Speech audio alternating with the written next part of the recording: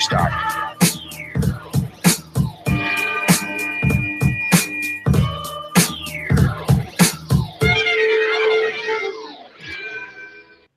Hello, and welcome to another exciting episode of the Comic Book Chronicles.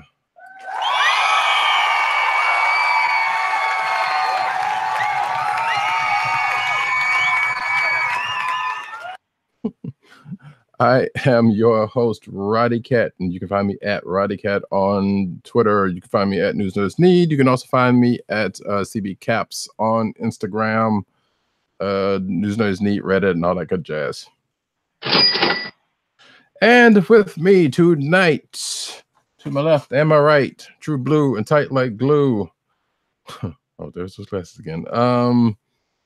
We have Agent _70.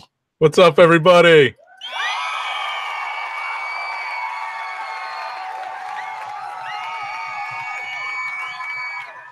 And you can find him at Agent _70 on Instagram and Twitters.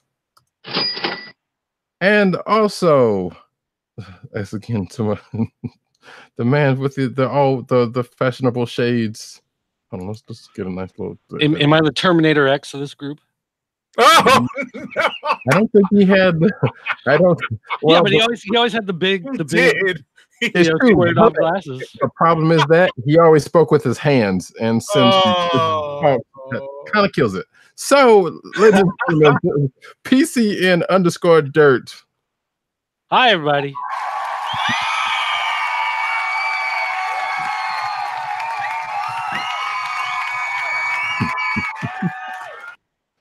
Now you just need to those glasses just need to go red light, green light.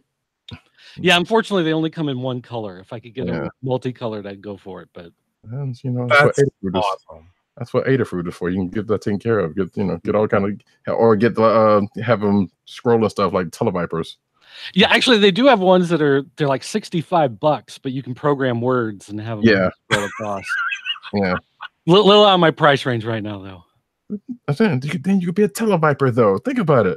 Come on. But anyway, PCN _dirt. You can find him on PCN _dirt on Twitter. You can also find him Pop Culture Net on Twitter, popculturenetwork.com, ineedcomics.com, that new toysmell.com. Thank you. Okay, make sure you the Transitional Champion podcast, which you just did today, actually, right? Yep. Yeah, we have to move it to Thursdays now because my co-host is having Wednesday problems. So So now I've got a Thursday morning podcast and a Thursday night podcast. Wow. Yeah, because I saw it was like, wait, Doug's recording something in the morning. What's going on here? And then I was like, saw what it was. I'm like, well, yeah, but I only agreed to do it through WrestleMania because WWE is getting so hard to watch that it's damn near killing me to get through some of these weeks. Is that your last plug? Yeah, that'll do it. That'll work. Yeah, and you can find all that out. Look at it on popculturenetwork.com. And I guess one more time for the people at the top, whatever the new new Vine thing will ever be. Yeah. With that, folks, you can find this podcast on cspn.us. That's the Cold Slither Podcast Network. You can also subscribe to this podcast at Google Play and Apple iTunes, aka Apple Podcasts, also Spotify, and the Cold Slither Podcast Network's SoundCloud. And make sure to give us 5-star reviews. Yeah, do that. Do that. And tell the network, hey, plug us a little bit more.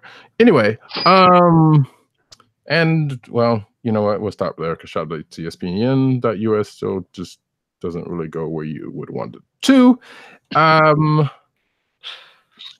So with that, we end, of course, not with us tonight is Tim Dog 98, who just chimed in with his click, and we'll get to that later.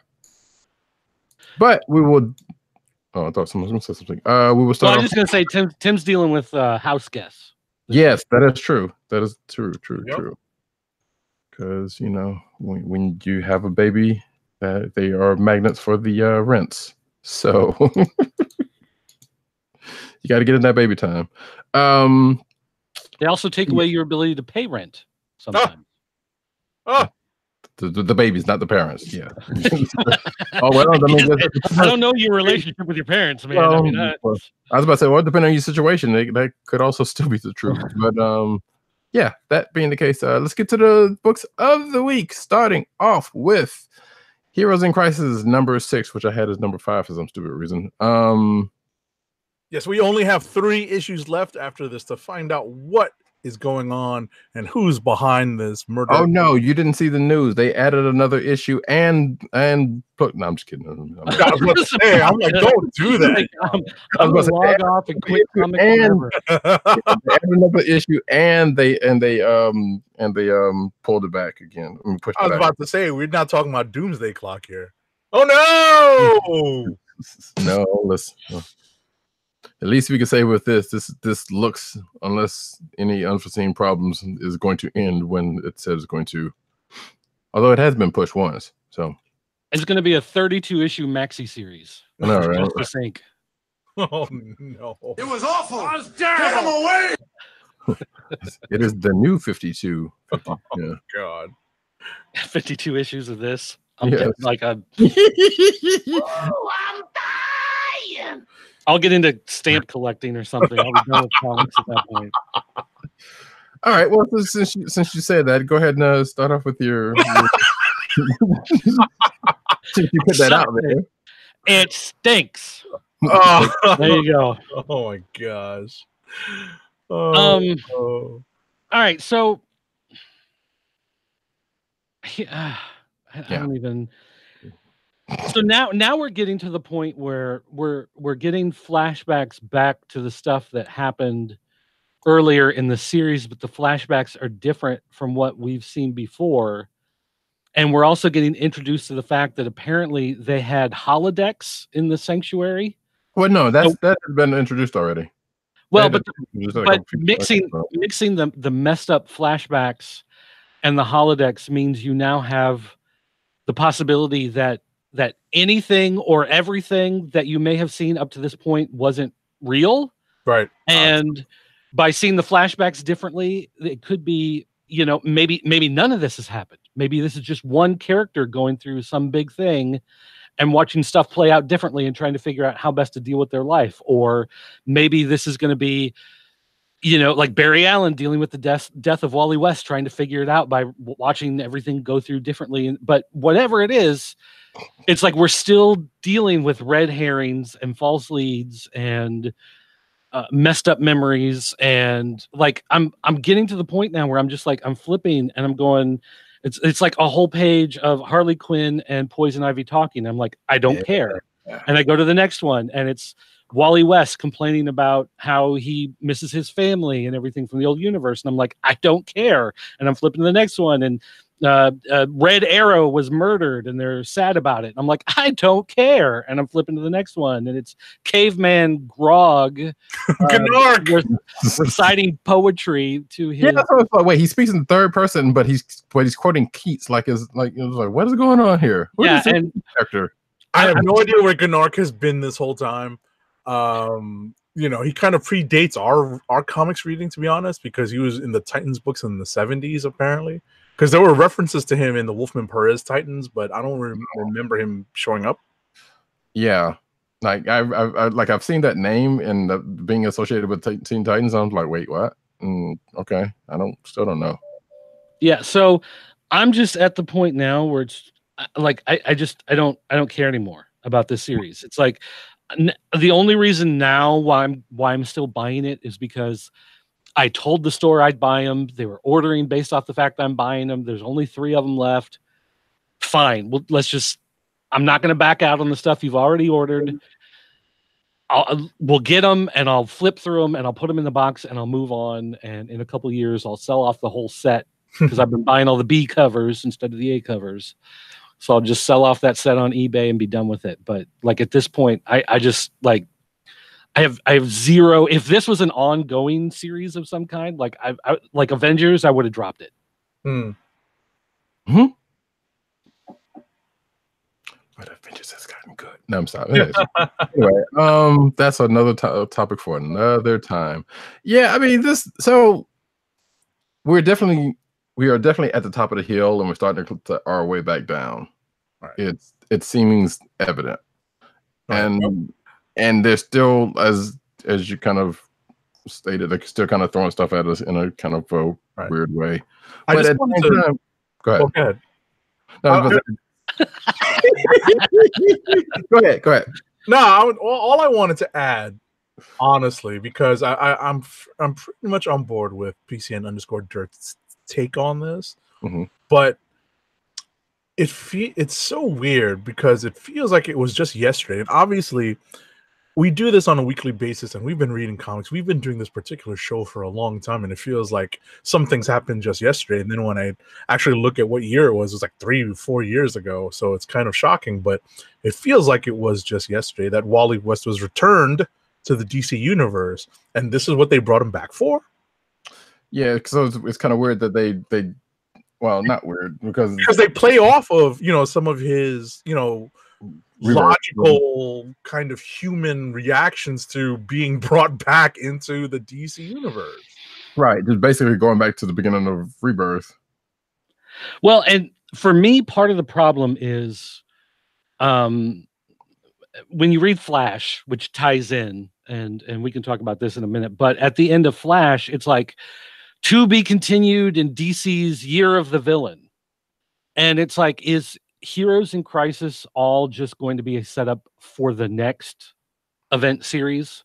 Like, is this going to be... Well, but as opposed to, like, are we going to get any real conclusion, like any satisfying end to the series? Or is it going to end with a bum, and now you've got to read the next series to get the conclusion to this series? Oh, that's very Return of Wolverine. We'll have to read Doomsday Clock. Well, no, the problem with Doomsday Clock is it's coming. It's finishing in 2020. I might be dead and buried by the time that series ends. There might not be print comics because there's no trees left in planet Earth anymore by the time they finish Doomsday Clock. Oh my goodness! I feel like, and we might get into this later because I think I did get some news on, or at least a little bit of news on the villains thing. Because I'm sitting here like when I saw that, or not, when I saw something on, I was like, wait, didn't they already do this with like 2 or 3 years ago? But the thing is, I like Doomsday Clock overall. Like, it's still a fun story. It's this universe hopping, multiverse, mixing of the Watchmen universe, the DC universe stuff. It's still kind of interesting and neat. You get the idea that maybe it doesn't really matter, or maybe it's going to have more to do with how the New 52 came about at the hands of Dr. Manhattan or something, and less about creating something new ongoing or whatever, or who knows. But I'm at least reading that one, and I'm going, this is kind of cool. I want to see what happens next. As opposed to Heroes in Crisis, where it's just like, I'm reading it and I'm going, why am I reading this? This is almost soap opera level bad. Like, someone's going to wake up with amnesia and the last 4 issues didn't really happen. Like that's the twist I'm waiting for in a series like this. Something there may be something similar coming along in the next 2 issues. It wasn't really Wally West who died. It was Wally West from Earth 17B who died. The real Wally West is still out there, and they can find him. That's the way it's kind of looked like a shape. Yeah, I think that's the working theory right now. So that's what I'm saying about this whole series. Just like I don't care, because nothing in this is really interesting and feels like it really matters. And any opportunity that they've had to go to somebody and say, like, hey, like, here's some concrete cool stuff that's happened, there's nothing. Like, you can't.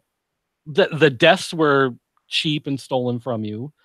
Sanctuary came out of nowhere. It didn't mean anything.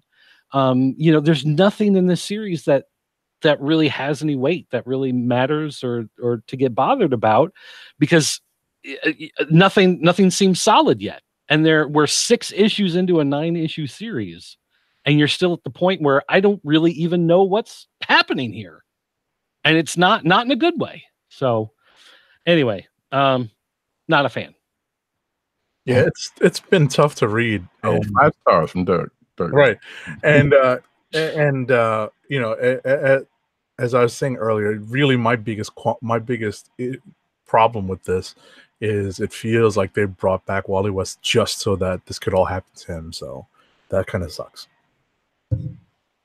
Right. Which, I mean, I thought it was kind of strange that the fact that they brought him back only to kill him in the first, or presumably kill him in the first place. So, like, going into this was like, why would you do that just to know? But then we kind of find out there's more to that. Right, exactly. It may not be what it seems to be, but up till now, like, who knows? This might be one of those, was it last week I was talking about Return of Wolverine, where it was just slop until the last issue where everything kind of fell into place.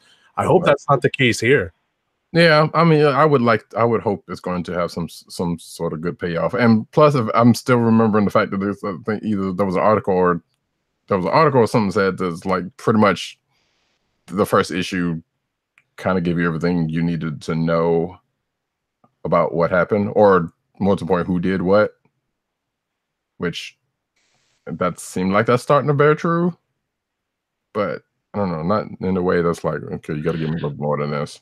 Yeah, but what they did with the most recent one, where they give you a flashback and the flashback has changed. Mm-hmm. So now it's just like, okay, well, who's to say that any of this has actually happened? Like, this could all be Poison Ivy got poisoned with the toxin and she's in Sanctuary, and this whole thing is her manifestation in the holodeck while they're trying to get the toxins out of her. Like, it could end up being absolutely nothing. Or Booster Gold with delusions of grandeur. I was thinking, it's like, he's killing everybody, but he's thinking he's saving everybody or something. Yeah, something dumb. Yeah, but yeah, well, I guess we'll see when we get there, folks. So we want to go ahead and do that flash book then. We can. Yeah, we can talk about that. You just say it was a tied in, sort of. Kinda.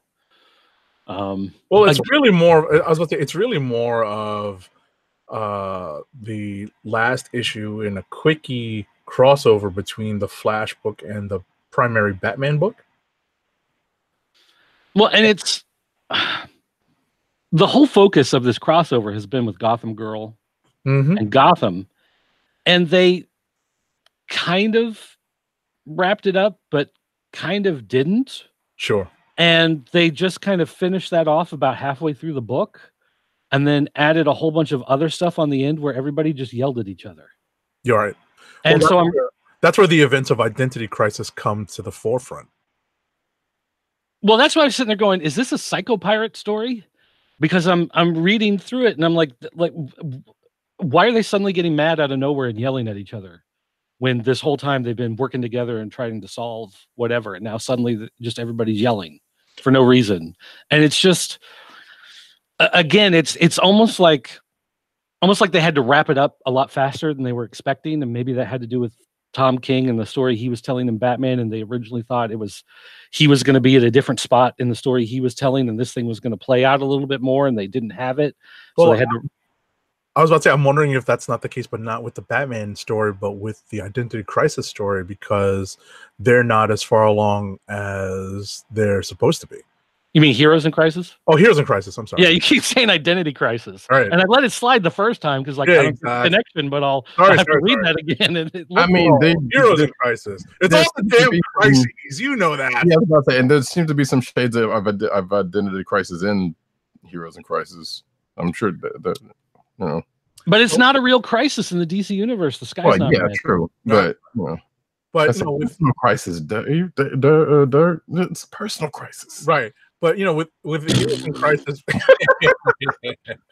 with Heroes in Crisis being what it is, and where it is in its story right now, maybe they don't want to spoil exactly how this plays out, and they have to play along as though, spoiler alert, real quick. Maybe Wally's not, dead, but at this point in the story, Flash has got to play like that, and he's still feeling pretty crappy about it. So these are some real shots. These are like serious shots fired, man. What they were exchanging with each other in terms of like the collateral damage that happens to their lives because they're superheroes. It's like, well, so and so wouldn't have died and wouldn't have taken a bullet and this and that, and I'm just like, wow. Meh. Eh. Not a fan. No, listen, I understand. I just thought, just very quickly before we wrap up the conversation, I wanted to add that I've said in previous shows, it's nice that Marvel has come up with legacy characters so that they can actually come up with like a Teen Titans type book in the form of Champions. Now we're starting to see the aftermath of maybe where the legacy heroes took the DC heroes, as in the sense that the sidekicks maybe are not faring as well. Speaking of Wally and the being the former Kid Flash and whatnot. So it's kind of taking it to maybe not the logical conclusion, but definitely a possible conclusion. Well, it was always kind of a weird thing that he came back anyway, considering they reestablished Wally as a new character in the New 52. Mhm. And he was a character that by all rights everybody was okay with. Like there was nobody upset. I mean, people liked the other Wally. I'm not going to say that he didn't have his own fans, but people didn't dislike the new Wally. Mhm. And so, when you bring in a new character to replace an old one, and people, lash out at it because they want the old character back, that's one thing, because they don't like the new guy. But when you introduce a new guy and everyone's just like, yeah, okay, whatever, and then you're like, oh, well, now suddenly we have to bring back the old one, and everyone's like, well, okay, that's cool. And then, oh, we're gonna kill him off, and you're like, well, that kind of stupid, Right? And then the other Wally gets basically kicked out of the Flash book and only appears now in Teen Titans or whatever. And so now everybody's just like, I don't like, what is he? What is I going on? don't even know. I don't know what happened to him. No, Yeah, he hasn't even been in time. Well, I mean, obviously, since he was quote unquote killed, he up until he was killed, he wasn't. No, the other Wally. Oh yeah, New 52 Wally. New 52 Wally. Yeah. Like Yeah, I think he's been in like 2 issues of Flash in the last like year. He's made 2 appearances, and that's a every other week book. It comes out really often, so it's just one of those things where it's like nobody needed this character to go away. Nobody really needed the other one to come back, and they just screwed everything up for no reason. So not a lot of sympathy for what's going on, and that's probably another reason that the Heroes in Crisis is bothering me, because it's like this story doesn't need to exist on so many levels. So anyway, All righty, what's next? President Bartlett. What's next? This is a bizarre book. Let us go to, I guess, the other event book of the week, and that is Avengers: No Road Home, number 3. All righty.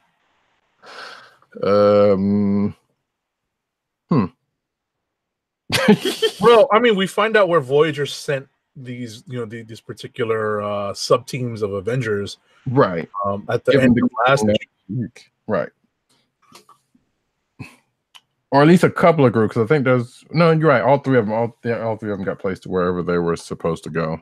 Right. So the first thing we see is, it's teased on the cover, which is, and if you don't recognize the character right away because of the art on the cover, I forgive you, because it's not immediately obvious who that might be.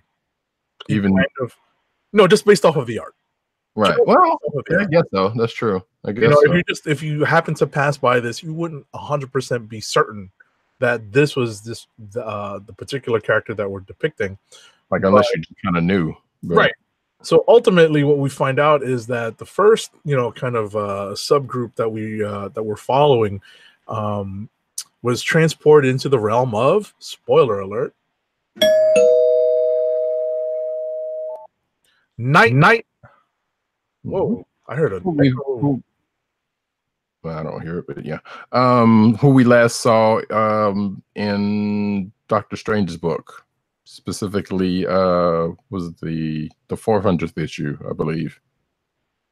Which I also bring that up because Nightmare mentions having a nightmare in this issue, and in that issue he also has another nightmare, so he actually has 2 nightmares. He's a pretty nightmare dude for somebody named Nightmare. Nightmare riddled dude, apparently. Yeah, so he starts off being one way until Hulk kind of just calls him out. Well, it's between Hulk and Rocket kind of calls him out, and we come to find out that he's a link in the chain and not necessarily a which we kind of knew, like I said, coming out of the last issue. Right, because the big bad has been revealed, and this is the first chapter in their quest to find rocks. Sounds familiar, doesn't it? So, this particular group is looking for something that's in the nightmare realm, while another group is at the at Omnipotent City, where Jason Aaron's Thor once took us in his fight against Gore the God Butcher. Okay, thank That's you. the last time I saw it. Okay, I didn't know where that came from, and I was like, okay,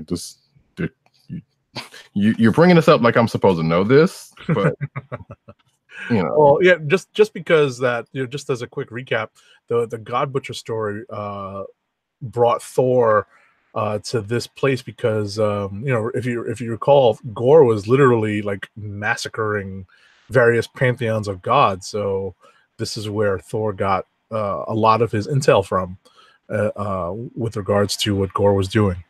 So I don't know if that's the last time this has come up, but this is the last time I saw it. I actually Googled it. I was like, oh yeah, I remember this. We also get a retelling of Rocket's backstory, which may or may not have a little bit of retcon in it. I'm not sure. I mean, most of it seemed to play out as, I like the references of the characters that were in the initial Rocket Raccoon series. Right. I mean, I presume that that's who those characters were. Yes. From at least from what I remember, or at the very least, if not that, then the Hulk book that he came out of. Sure. But yeah, so there was that, and I got a note here saying that I guess Hulk never read Old Man Logan or Old Man Hawkeye because Hulk kind of goes at Clint talking about I'll still be here, you'll be dead, buried, and the other Hawkeye, taking place, and da da da da da, and this and that other. I was like, well, that's about that. But outside of that, Vision goes on the fritz. There's other things happening in the other couple of places, and I don't know, we're keeping this going. For some strange reason, I'm starting to think that they're going to make Rocket Raccoon an adventure. It's going to coincide with the movie. I guess, because I was like, I can't imagine why they even put him in his book if they weren't going to. Well, I mean, they still could, It's just going to coincide with the movie. At the end of the day, that's there's a little bit of whatchamacallit synergy there. Wait, what movie? Oh, that's right. Right. Endgame. Endgame, yeah. Endgame. When Endgame comes out, there's only a certain group of heroes left. So, what they do, they try to make the comics reflect what people see, even if the storylines aren't exactly the same. But in any event, just to wrap up the discussion on this book, we have Nyx. That's the god of sleep, right, or the god of night. The god of night. Goddess of night, whatever. The goddess of night. We have Nyx trying to gather, these particular stone fragments, and they're scattered around, and there's some actually pretty interesting developments, and the introduction of additional members of the Greek pantheon of gods that till now had not yet been published in Marvel Comics. So that's it's pretty interesting to see these characters depicted. People were sleeping on them. We're breaking out the drum roll a lot tonight. It wasn't worth it, but thank you.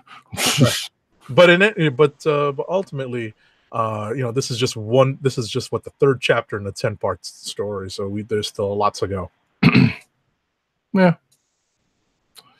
And on that front, we will move on to who wants to throw a book out? Apparently, I know that Tim Dog 98 is not very enthusiastic about reading Fantastic Four, but I happen to like this issue. Yeah, Fantastic Four #7. Sure.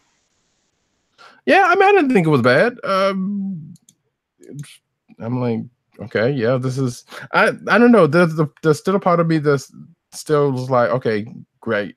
Reed's caught up on what happened with Galactus, and he's like, oh, well, really? But there still have been no mention of what happened during Marvel 2-in-1, which maybe that'll happen, maybe it won't. I don't know, and I don't know why that's such a big sticky point with me, because Reed and John, Ben and Johnny have been dealing with Doom, the most. I mean, it was kind of alluded to the fact that I guess he, Reed knows that he turned hero doing that thing, but still it was weird.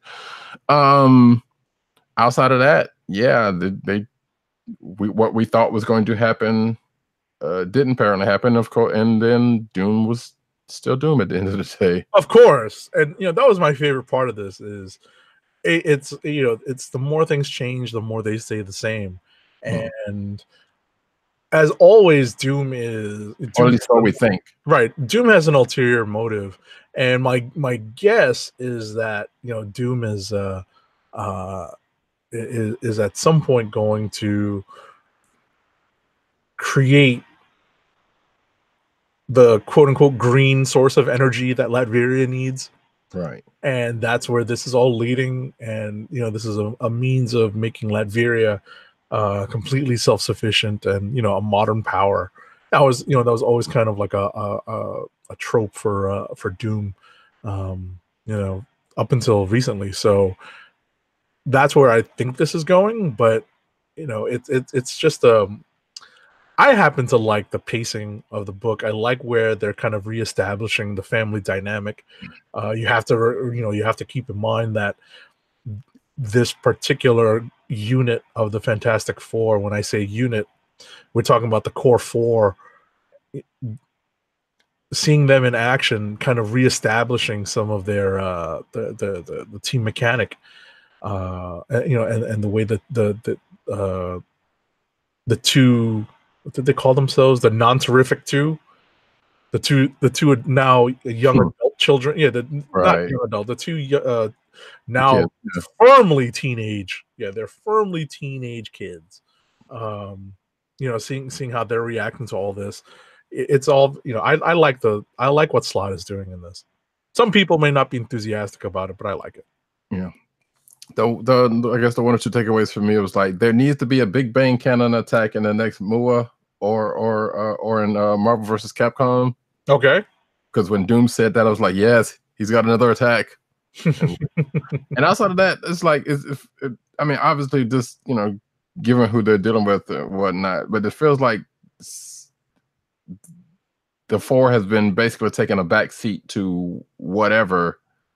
Since the book started, like obviously there's this stuff leading up to Ben's wedding and with that stuff aside, and them coming back, and Reed Sue coming back just in general. But it's like now they're into this, and it's like, well, Doom's pretty much heading this whole thing up, and they're just kind of following along, and it's just like, well, this is their book, so could they not? Yes, and they did do some things in this book, but it was like, are they going to spend most of the time just as a backseat to anybody else that comes along or something? I mean, that's just my thought. It doesn't necessarily mean that's the case, but right. I think that's the dynamic in this particular story, though. I see that. Hey, Dave. Yes. A minute ago, you were talking about the team working together as a unit, and this is all I could think of. Oh, you said unit. Those of you who are watching on video or catching up on video. Yeah. There's and for the people at home on audio, apparently I've brought up a Beavis and Butthead reference. You said unit. So yeah. That's all I could think of for the last 5 minutes as you guys kept going. Well, I was like, Google search. I gotta find that. There is a good old blue-eyed Benji breaks out the two-eyed, two-horned giant purple planet eater. Yes, in this that made me smile. So there was also a kind of slight Doctor Strange reference to the movie. Oh yes, I've come to bargain. Yes. So that was that. But yeah, that was Fantastic Four number 7. We'll see where this is going. All right. Well, since you just talked about Doctor Doom for a minute, let me jump in with Terrifics number 13. Cool. Do it. Because in the DC universe, they have their version of Doctor Doom now. But Doctor Doom is a Cro-Magnon man that was brought into the present time by a mad scientist. And it turns out that the caveman actually became incredibly intelligent. And he became mad that he was underutilized. And so he is now the villain that the Terrifics is trying to stop. And Wait, so... Are you talking about Vandal Savage? No. Look at the cover of Terrifics. Look at the cover. That's definitely Doom inspired right there. Yeah, here, I've got it right here. If I can throw it up there, you can see him in the red robe, and he's got all the metal on. So he has been traveling through the multiverse, killing other versions of the Terrifics in revenge.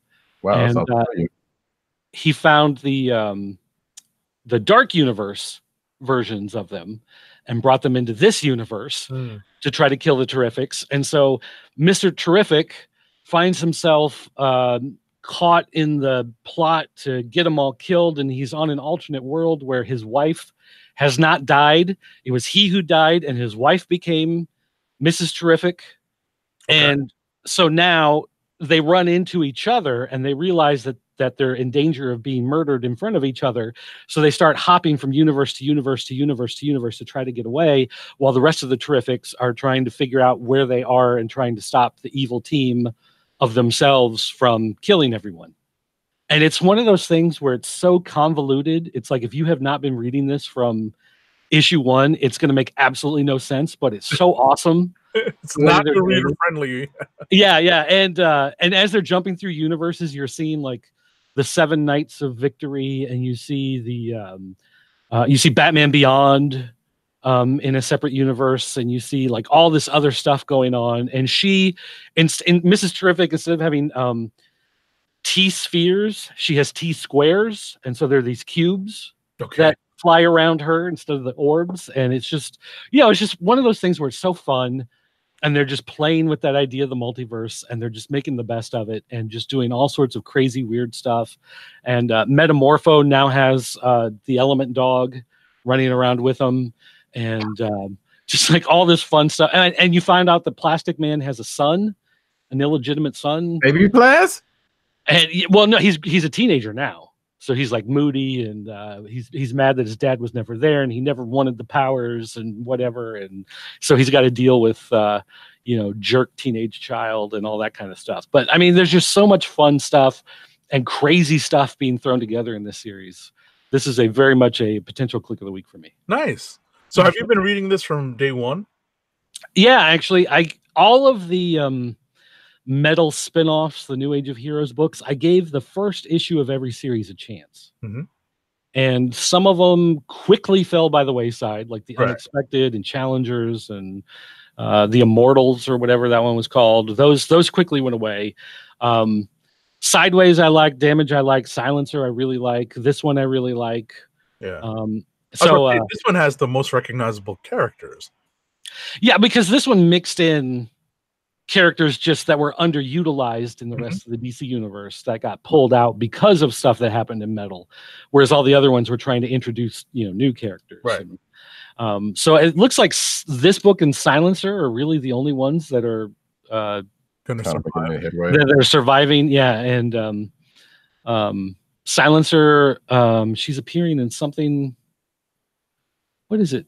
She was in Nightwing. She's an Arrow now, if that's what you're talking about. Well, no, I think she's going to appear. Like they said, she's going to appear on the Titans series on the WB or on the DC app, maybe that series. I think she's supposed to make an appearance there or something. So that sounds probably probable, but I know they put her in Arrow recently. So yeah. So anyway, fun character, and Terrifics is just it's a really fun. It's almost like a Silver Age story that you're getting out of it. So I Sounds really like it might be worth it to catch up on this. Yeah, I've been saying because I read the first issue and I was like, okay, this seems kind of neat, but I never went back after that, and I was like, I need to catch up on all these. And like I said, it does a really good job of building on the stuff that's come before in the series. So things happen, like unlike Heroes in Crisis, things happen in this book, and they're actually given weight and history, and things build upon them. They aren't just random stuff being thrown at you for the sake of throwing random stuff at you. So anyway, potential click of the week there. Nice. All right, what's next? What's NXTE? Well, we can switch into rapid fire pretty soon, so yeah. Just looking at seeing what the pickup is. Peters? Next, I think we all diverge from here. It looks like. You want to talk about Invaders, or you want to just keep that to rapid fire? I mean, everybody want to throw out one more, well, yeah. I mean, let me see. Most of everything else I got can kind of go rapid fire. Yeah, I mean, we can talk Invaders. Oh yeah, there we go. So Invaders number 2. Oh well, that was messed up. And then yeah, we can go do the other stuff. Yeah. All right, so this is part 2 of the opening arc, and there's a lot of things. There's a lot of moving parts in this right now. Yes, but the one thing that was actually was that had actually bugged me about it. We found out about early, well, not early and often, but pretty early on, and that was how in the world did Namor got control of the water, and we found out how that happens in this issue. Right. So just very quickly, it's kind of, you know, and PCN_Dirt would appreciate this. Apparently, the basics behind Mira's powers are now been given to Aquaman, so we won't spoil too much. Yeah, I was gonna say they're in my read pile. You saw my massive read pile earlier. I've got 1 and 2 sitting here, just haven't gotten to them yet. Right. So, but that doesn't really spoil too much because I'm not telling you anything about the story. Right. So, we basically most of this issue was like, well, we got a confrontation. We found out a little bit more about what's Namor's, well, what we think is Namor's plan. We get a little bit more about some potential past retcon. Right. But ultimately, right now, we're still dealing with the broader story strokes of Namor kind of moving to attack or wage war upon the surface world in a really different and big way, essentially beyond whatever happened in Atlantis attacks, right? And the other 3/4 of the invaders are looking for different ways to stop all this from happening. Yeah. And ultimately, it feels like, okay, and I'm hoping this is not the case, but if it is, then so be it. But it feels like, well, whatever his Namor's plan is, probably not going to is not going to get done by him. Or maybe at some point the crew will finally get through to him, and then he'll have a change of heart, and then someone else will be like, no, it's got to happen, and boom. Gotcha. At least that's where it feels like it's going, but who knows if that's the case. Right. And it feels very, very heavy in this issue. Right. What I was going to say is right now, just on the storytelling alone, this is definitely worth catching up on, Dirt. Mm-hmm. Yeah, there's a lot of flashbacks to the past and some things with the various members, and and an interesting means of communication between Surface Dweller and Atlantean. Yes. Wait. Does he tell the message to the fish, and the fish swims to the surface and repeats it to the Surface Dweller? No, but close. Oh, okay. Because that'd be awesome. But in fact, it goes back to what Agent 70 said earlier about his new power set. Somewhat, let's just say. Right. Well, I plan on getting these are at the top of my giant read pile, like cool. Near the top of the books here. So I'm hoping to get to that one this weekend. Yeah. Nice. So again, hopefully, I don't know. I think this is ongoing, or is this a mini that we don't know the numbering of? I don't know. I think they said this wasn't ongoing, but I don't know. And I can't imagine, I guess, given what happens with the Namor stuff, what they're going to end up happening. Right. Because, That may determine what. Right. That may determine how far this goes. right. Because they've done an Invaders book in the last couple of years, and that only lasted like, I think that lasted 12 issues. Not saying that it has anything to do with this, but. Right. Yeah, but that's also Marvel tends to do that a lot nowadays, where it's like, Sure. well, you've gotten 12 issues. It's time to reboot it with a new number one. Yeah, let's not get started. Yeah, that's sad but true. All right. So, all right. That being that, I guess, unless somebody else has. I just want to say shout out to the art team of Carlos Magno and Butch Geis. It's nice. It's refreshing to see backgrounds. Just generally speaking. Yeah, like seriously, like like artists drawing backgrounds. Like God. Whatchamacallit, what's his face went back on art on Amazing Spider-Man. I'll bring it up later, but the interlude of having Chris Bachalo on the book was just too short. Anyway, that would bring up something else, because I just started reading. I think I read 14 of Amazing Spider-Man, which we'll get into 16 in a minute or two. But I'm like, I'm not sure. I love Bachalo's art, and I definitely loved it on Doctor Strange. This was just kind of weird in that issue. Well, I mean, it's not 100%, perfect for Spidey, but like the way it's kind of perfect for Doctor Strange. You know what? Since we brought it up, might as well go ahead and just get into that one real quick. Amazing Spider-Man 16. All right. So this is the prelude to the Hunted storyline. This establishes Kraven the Hunter's motivation for the upcoming story. It's not what you think. You kind of expect it to be, kind of in the same mold as Kraven's last hunt, but obviously Spencer has come out and said, Nick Spencer's come out and said that this is kind of a bookend to that story, so you can kind of see elements of that as well. We also see why the animal-themed heroes and villains have been systematically captured on Kraven's behalf. So, that's essentially the bulk of this issue. Ryan Otley, he's killing me on this right now, and I feel bad being so critical, but he's killing me on this right now. It's sometimes tough to look at. So I was about to. So I know definitely saw Kraven in 14. How long has it been creeping around this book? A long time. Really? Yeah. Just very, very much like one of those one panel cameos, like in the middle or the end of the book. Okay, so I need to go back a little bit more. Got it. Yeah, I mean, but you don't really need to be honest, because ultimately, you get the gist of it in this issue, and then you see, what the culmination of the hunt has been, or the extended hunt has been, and we kind of understand now what at least part of what his big plan is, because unfortunately we read solicitations, so we kind of have an idea of what's coming up in future issues, and we will get to that in a little bit in the news also.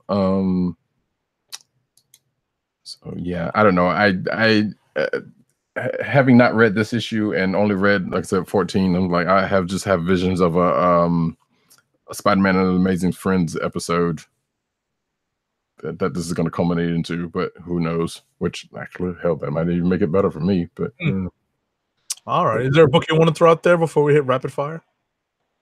Nah, Dirt, you got something? Yeah. No, I'm rapid. All righty, Spin it up.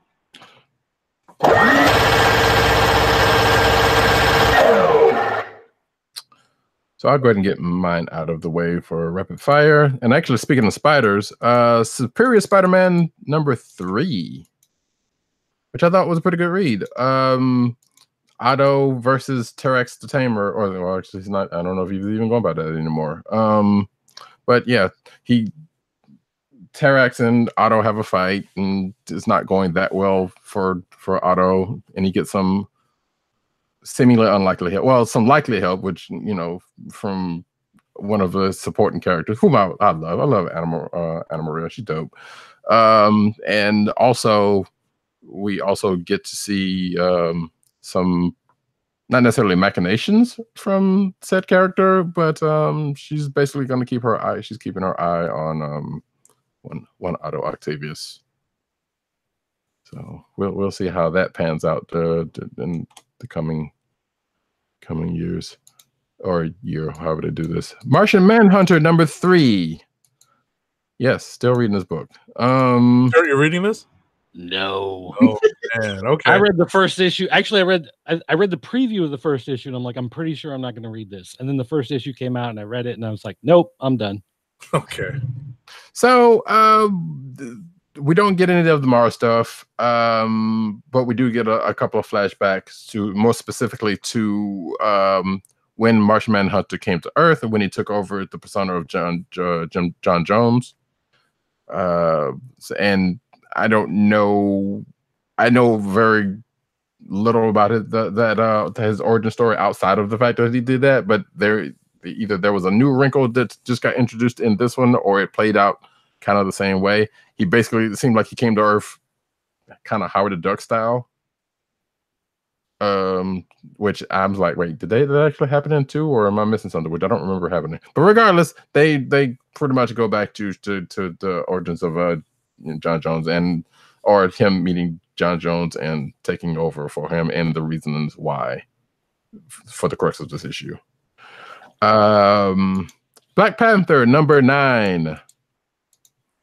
We're still here. So my only note on this is, like, I think we're coming out of the prequels, and I'm not sure. And because there's a decidedly Star Wars take going on here, but this issue had thrown in, speaking of aquatic, seemingly aquatic things, threw in a possible swerve into what some folks were thinking about what the revolution was going on with that. And I don't know. We may see some turning of alliances. Who knows? Let's see. And actually, well, no, that's actually. Oh no, well, actually, and I think DiRT, you did this one, so you can probably take the most of this one. So I will let you take that one. Because I did skim Shazam, but I'm not going to talk about it. So Shazam has added onto the mythology, the Magic Lands area where they find the Rock of Eternity, and where, as Billy Batson puts it, the creepy old man gave him all the special powers. You find that there's actually 7 different lands, and so they go off into one of these lands, and they find a world that's just a giant theme park. It's full of children. Everybody's happy and eating candy, and it turns out that the guy who runs it is he calls himself King Kid or Kid King. I don't know, one or the other. But yeah, King Kid. He wants to be part of the Shazam family, and he says there are 7 of these magic lands. Shazam is actually a magic of 7. That's why you were able to give it to all your foster brothers, because there's 5 of them. Billy Batson makes 6, and then there's always the exclamation point at the end of Shazam when they say it. Shazam with the exclamation point. So he says he's the exclamation point and needs to be added to the team. So he's trying to convince them that he needs to be part of this team. He understands the magic. He needs to be gifted with it. And he'll help them out and whatever. And so, of course, the question is, can they trust him? Is everything what it seems? And not to spoil the obvious, but they do end up getting split up, and they end up in different parts of the Magic Lands. So we start to see some of these other magic areas that have been spoken of. And the thing I like about this book is that it's kid friendly, but it's not a kid's book. Okay. Like anybody of any age could sit and read this book and enjoy it, but it's not necessarily written like a Saturday morning cartoon. It's not like, I read the comics that my son likes, like Sonic. My son loves to read the Sonic comic book, and I want to rip out my eyes when I read that sometimes. It is not good. But if you're a kid, it is good. It's like the listening to dialogue on a Saturday morning cartoon. You Yeah. know, it's pretty cringy sometimes, but this, it's really well written and it's well crafted and enjoyable, but it also can be read by people of any age. Cool. And it's something that I appreciate. So look, before you go on, and actually I forgot a book, but I'll let you go ahead and finish yours. But I wanted to ask you something. Does it feel like that they threw the whole Marvel family in Right away? Well, yes. Basically. Well, in the New 52, Shazam has already appeared, and he was in Justice League. Mm-hmm. And so they've played with the character before and toyed with the character in that series. So, like, yes, you're jumping into this book pretty quick, but at the same time, it's a character that's already been established and been around for a while. So it's almost like you're playing catch up with some of the story stuff you should have been getting for the last couple of years that you weren't able to. And also, this book is coming out kind of slow. I noticed that. Yeah, so the schedule's a little off. But if you look at the artwork, it's great. Oh yeah, the artwork is great. It's just that's the only thing that's really messing with me about this book, that they have all of them in here already. Yeah. Like, well, we don't have the Super Bunny yet. Oh gosh. Or the talking cat guy or any of that stuff yet, but I'm sure it's coming. Oh, okay. Who's doing the art on this? Actually, it's changed, I think. It's rotating, maybe? Yeah. But one thing you were talking about a minute ago about backgrounds, it's nice having backgrounds and details. I was noticing that as I was reading. Santucci seems to be the common denominator, but Eaglesham was drawing. Dale Eaglesham has been around for a while. He's in issue 3, but not issue 2. So. I gotcha. But yeah, this is number 3 was again one of those books where you're reading through it and there's just so much detail on the page and so many characters in the background. And there's a scene, there's a 2-page spread where the giant banquet hall, and there's a painting on the wall, and the painting on the wall is of all the people in the banquet hall, but like at a different time period. And there's so much detail in the painting that's mirroring the detail of what's happening in the room that the people are in. And it's just one of those things that, it's like they go into a room where there's a bookshelf and every book on the shelf is drawn in. It's not just, a couple little half vertical lines here and there to denote that there's you got every book. Sure. On the shelf. So it's a really beautiful book to look at. Cool. Weirdly, the art weirdly reminds me of Fables. And that probably has to do also with the way they're dealing with magic right now in a lot of the magic realms, that stuff. So, yeah. Okay. You want to go ahead and finish yours up? Yeah, I've only got a couple left. Let's see. Let me scroll up. We did Flash, Crisis, Captain America number 8. This is actually a potential click of the week for me. We actually had a discussion about Alex Ross's art just before we went on the air, but I'm a big fan of this cover. It's basically a head-on shot of Captain America. It takes up I'm holding it up for the folks at home listening via podcast, but the cover for number 8 is beautiful. It's just a head, it's a straight-on headshot of Captain America. It takes up the whole cover. It's pretty cool. As I said, it's a potential click of the week for me. Just to get everyone caught up, Steve Rogers is in the Slammer, where Baron Strucker's running the show. Remember, Steve Rogers is in jail because he's been accused of taking out Thunderbolt Ross. A group called the Daughters of Liberty, which we were introduced to last issue, are on the case. They're first trying to go after Wilson Fisk, and subsequently the real killer, who they think was behind the death of Thunderbolt Ross. Surprise, surprise, Hydra Cap is actually in play, but exactly in what role remains to be seen. That's right.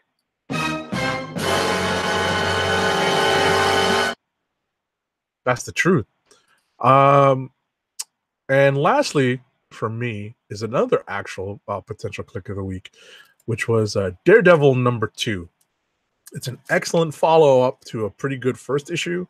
Daredevil's trying to clear his name based off of what happened in the first issue.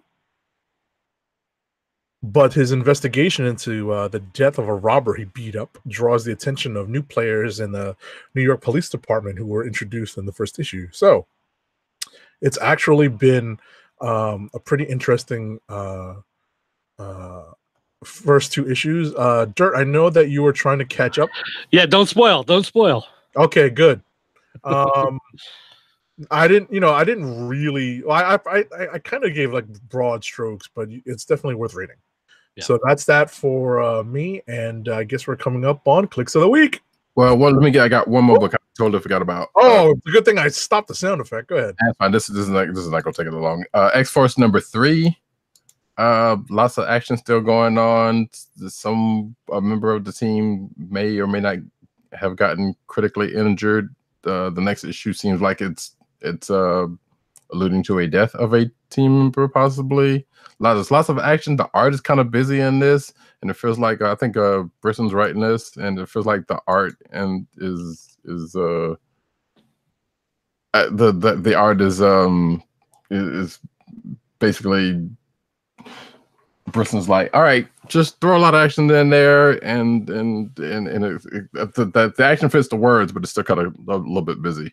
And there is the most boom entrance who hasn't been seen in a couple of issues.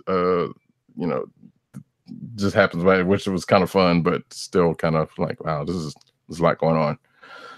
And that's it. And was it Boom Boom? Was it actually Boom Boom? Yeah, it was actually Boom Boom that showed up because so basically in the first issue she got left behind because she overslept. Yeah. So and they had a backup story where she was basically catching up to what's going on and like cleaning up after them. That's what right. And now she made it back to where the group is and kind of catching them up on what she knows or what she found out. And there was another little heart to heart with because everybody's had their issues with Kid Cable, and another member of the team who I'm thinking may be the one that's about to catch it, but again, we don't know who it is because there's another side member of the team that kind of got dealt with at the end of this issue, but somebody else might catch a problem next issue, given the way the last page shows.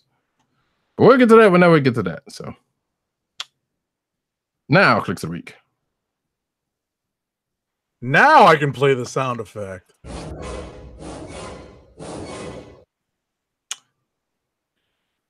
Well, I think it's obvious I'm going for Heroes and no, wait. I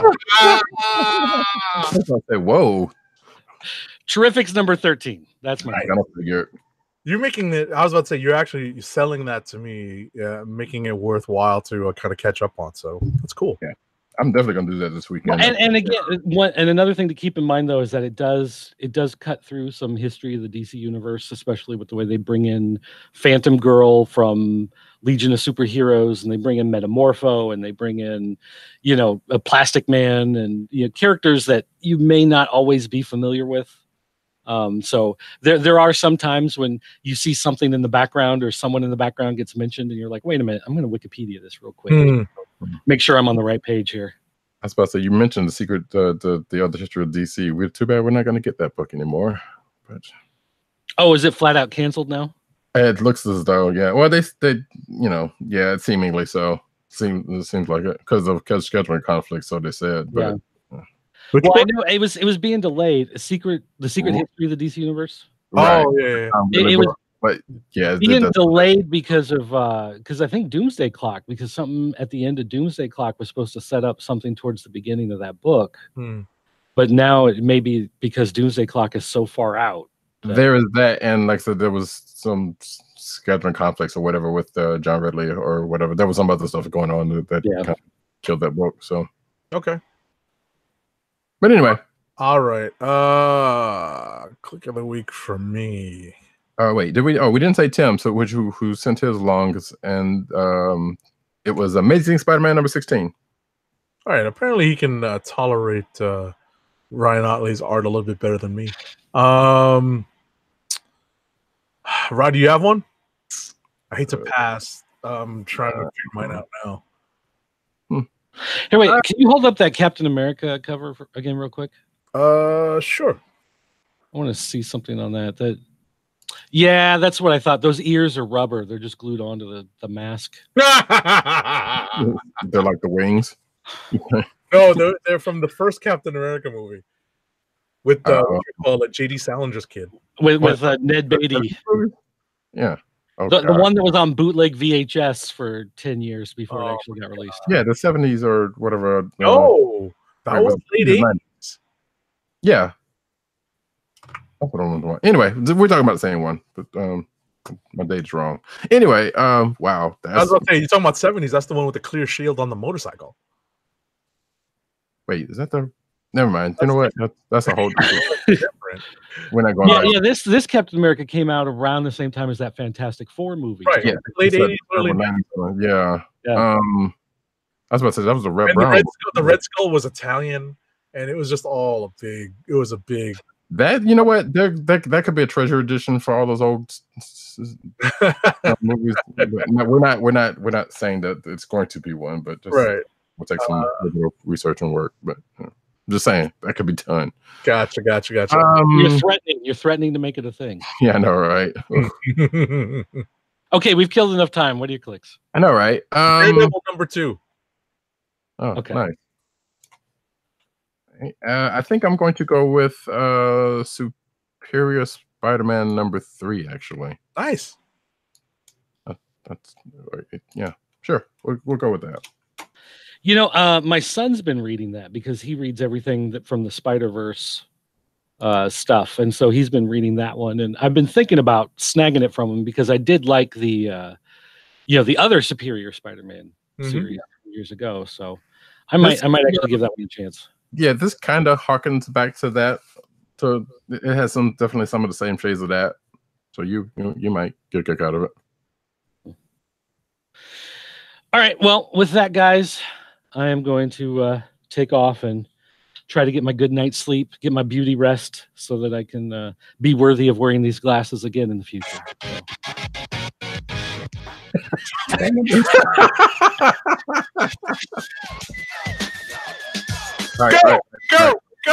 Go!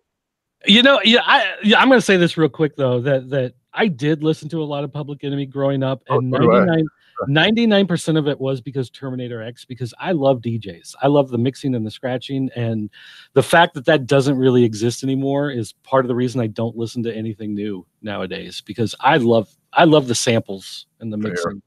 Yeah. So, all right. Anyway, guys, that's going to do it for me. I'll see ya. All right. Peace out. On, Doug. All right. So we're going to get into our first ad read before we transition into the news. So our first ad read is for Busted Tees. This episode of the Comic Book Chronicles is sponsored by Busted Tees, your home for funny, awesome, cool t-shirts that are sure to get your friends' attention. Busted Tees puts many of their popular shirt designs on sale each week. Choose from several eye-catching t-shirts inspired by pop culture, cleverly themed t-shirts inspired by movies, video games, TV shows, comic books, and geek culture, and much more, all on sale. To help keep our podcast free, order from Busted Tees by going to cspn.us. That's cspn.us. Then click on the Keep Our Podcasts free link. Click on the Busted Tees banner and then shop for awesome t-shirts. Busted Tees through cspn.us. Do it today. All right, news time. The news.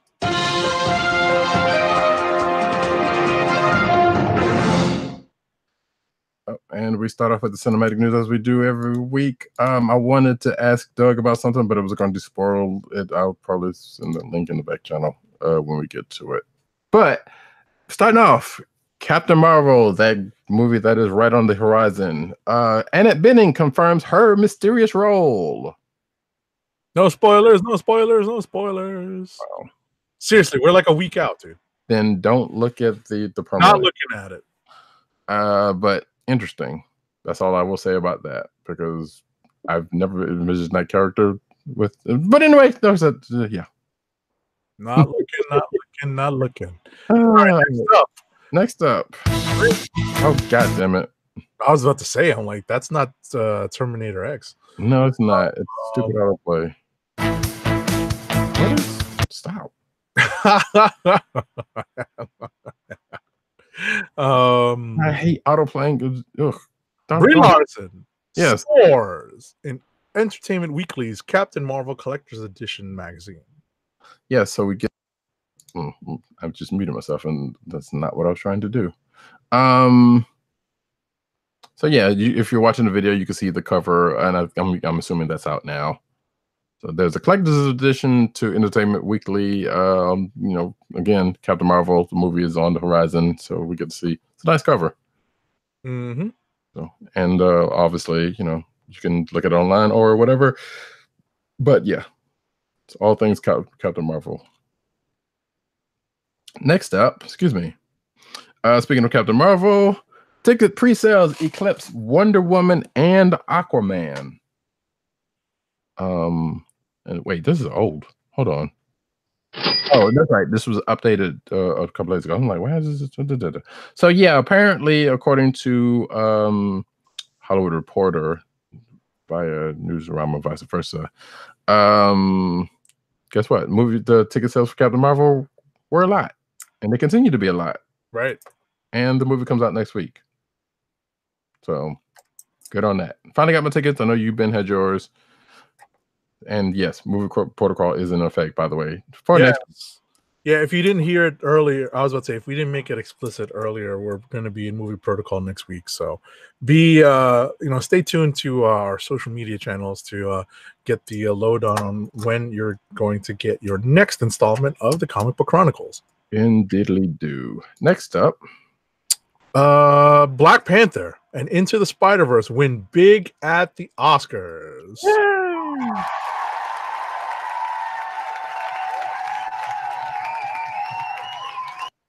So Black Panther won in some of the technical categories that matter. And the big being relative, because I think in total they both took on 4 wins between the 2 movies. Right. So but anyway, continue. But when I say the technical awards that matter, these are the ones that actually play that you would actually recognize work. You know, we're talking soundtrack, we're talking set design, and best costume design. Those are the things that people really can relate to. And Spider-Verse won for best animated film, beating out Incredibles 2. So that was that's a big deal. Mm-hmm. Yeah, I was just going to add, it was nice to hear the crowd cheering for both movies during the Oscar ceremony. Mm-hmm. When they were announcing these particular films in their categories, you could hear the audible cheer from the audience. Yeah. So you actually watched, because yes. I haven't watched the Oscars in years because there was a bunch of BS. Well, here's the thing, very quickly. I've become one of those people that watches when there's a movie in there that I want to see win. Sure. And with a couple, I definitely wanted to stay tuned for everything Black Panther was nominated for, which is pretty much a lot of the major awards and the major technical awards. And Spider-Verse obviously nominated for best animated. So I was in for most of the show. But a lot of technical stuff they don't even do during the show, though. That's part of the problem. Right. But as I was saying earlier, these are like the big ones that you would really recognize. So. Sure. And worth noting, Black Panther was up for Best Picture, did not win. No, boo. Let's not even go into that particular discussion. I mean, yeah, Let's and not. Man, yeah, you're right, because the movie that won. Let's not. I haven't even seen that book, and I'm like, it's seen that movie, and I'm like, really? Mm-hmm. Which that's again, that is a problem with the Oscars and of course the Academy in general. That it speaks volumes. Let's just say. Right. And there's talk of there being actually 2 academies at this point. So, You know, but that's talk for, you know, if we're going to do a Treasury edition based off of nominated movies. I don't know if we get very far in that, but still. Yeah, I don't know. Yeah. But next up is actually. I was just gonna say real quick though, it's like if there are that makes sense to two categories because it's like that's like basically the divide between critics and actual people. So sure. But anyway, yeah, no, it's similar to that. Definitely. Yeah. Speaking of Spider-Man Into the Spider-Verse, it's going to receive an alt universe cult, which that title kind of makes me cringe just slightly. Alt universe cut. Yes. Yeah. Yeah. But it's it's all about alternate universes, right? Right. But yeah, I know. But in these days of how, you know, yeah. But anyway, regardless, it has nothing to do with that, what I was thinking. But still, yeah, that was like, ugh. So apparently, yeah, they as this says, was it Rodney Rothman? Good name. Talked to Cinema Blend, so it's like, yeah, they basically had a whole lot of ideas and stuff that, you know, leading up to what ended up being the final cut, and apparently they has a bunch of that stuff that they were thinking about putting in. I don't know. Does it say is this going to be on the Blu-ray? Yeah, okay. It's going to be on the Blu-ray. It's going to be on the digital. They're not doing that thing where there's like, hey, here's a whole different thing, would you have to buy later on? There's, you know, a whole different cut of the movie. No, that's my understanding, is that it's going to be included with the Blu-ray, and I believe it's included with the digital purchase as well. That should be, yeah. Actually, I can check that right now, but I'm not going to. Right.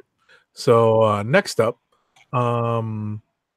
James Gunn's Guardians of the Galaxy Volume 3 script will be used. This is a bittersweet ending to this story because we still, at least I would like to see James Gunn direct Guardians Volume 3. Mm-hmm.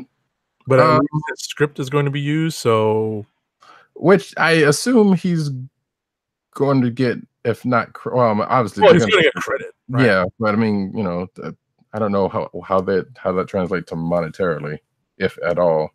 I mean, obviously, it should be something since they're going to use the script. But that was the thing. I was like, well, okay, so they fired him, but they're going to use his stuff. So at least I assume he's going to get paid for that. Yeah, outside of getting credit, because I'm pretty sure. So there you go. Speaking of that, Kevin Feige says James Gunn's importance to the MCU's future was exaggerated. That was a nice little dig. So yeah, this kind of came out. I guess Feige was talking to whoever, and I do remember some of the things being said. It was like he quotes says his influence was Guardians. Said Feige, it was Guardians. It was his input on Guardians and the Avengers film, as you have seen in Infinity War and on Guardians 3 scripts, which we're still using. So you still see that influence. I think online, sort of the notion of architect across multiple cosmic things was slightly blown out of proportion, because I believe, yeah, there was some remarks by James Gunn previously before he got fired or surrounding, I should say, James Gunn. I don't know if it was necessarily him saying that, you know, what he did on Guardians is going to, going forward, is going to be intricate to Phase 4 of the MCU. And that, I guess, according to this, says, quote unquote, shepherding the future of the Marvel Cosmic Universe. As yeah, there were definitely some stories about that. But obviously, the stage, the next stage of the Marvel Marvel Cinematic Universe is still kind of in its nascent stage. So, still lots of stuff in development. It just sucks that Gunn's not around to help. Yeah, and apparently Eternals is still a thing that's going to happen. Yes, I saw that. But our next story is about some what is it, the Hulu stuff? Yes. Howard the Duck. Kevin Smith has recruited former Howard the Duck star Leah Thompson for a secret role in the show. I mean, come on, she's playing Beverly. Let's not. I'm just kidding. Probably not. But wouldn't that be something that's like secret role? But she's just playing the role she was playing in the old movie, which I stand behind the Howard the Duck movie. I still love that movie. I don't care what anyone says. I haven't seen it in ages. I know that Holly Robinson's in it. Oh yeah, that's right. She was the Yeah, there's one of the guitarists. yeah. Bruce. Yep. Dang, that's a thing you decided to pull out. Nice. I totally forgot about that. But yeah. If you haven't seen Howard the Duck movie from what was it, 86 or something, it's a Lucasfilm joint. It's 86. Oh wow. You should go check it out. It's a treat. It's very much a treat. But yeah, apparently the animated series that is coming up along with those other on the Hulu stuff, she's going to be a part of, which yes, rightly so, should be. Next up, Disney Plus. Yes, that is the name of it. Streaming service price, release date, movies, TV show, and everything else. Actually, this article doesn't really say all that much about it, except for we know the fact that Disney Plus is coming, and it's coming sometime this year. We just don't know that much about it outside of speculation of price and what may possibly be on it. Because this article, right. My understanding, I was about to say, I don't know if you have an article on this later on, but something I read today. Do you have Overflow? Not for cinematic, but okay. So yeah. I don't see it. I don't think, but it was in the news today, comic book news today, or very recently, that Marvel's looking for a way to differentiate, looking for a way to allow consumers to differentiate between the all ages and the adult oriented entertainment they're going to produce. And Disney's making business moves with regard to Hulu, and that may play into what Marvel Studios is looking to do and establishing a way to differentiate. So you're saying they might put the adult stuff on Hulu and leave the all ages, right? The all ages stuff. I want to say if not that last article, this article, there was an article I did see that kind of mentioned something about that. Yes.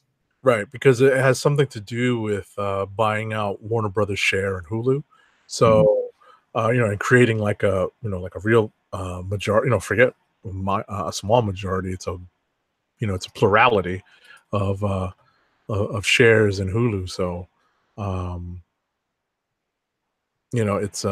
it's interesting to think about how this is all going to break down towards the end of the year, and how some people are going to have to make decisions about what streaming services they're going to be subscribed to.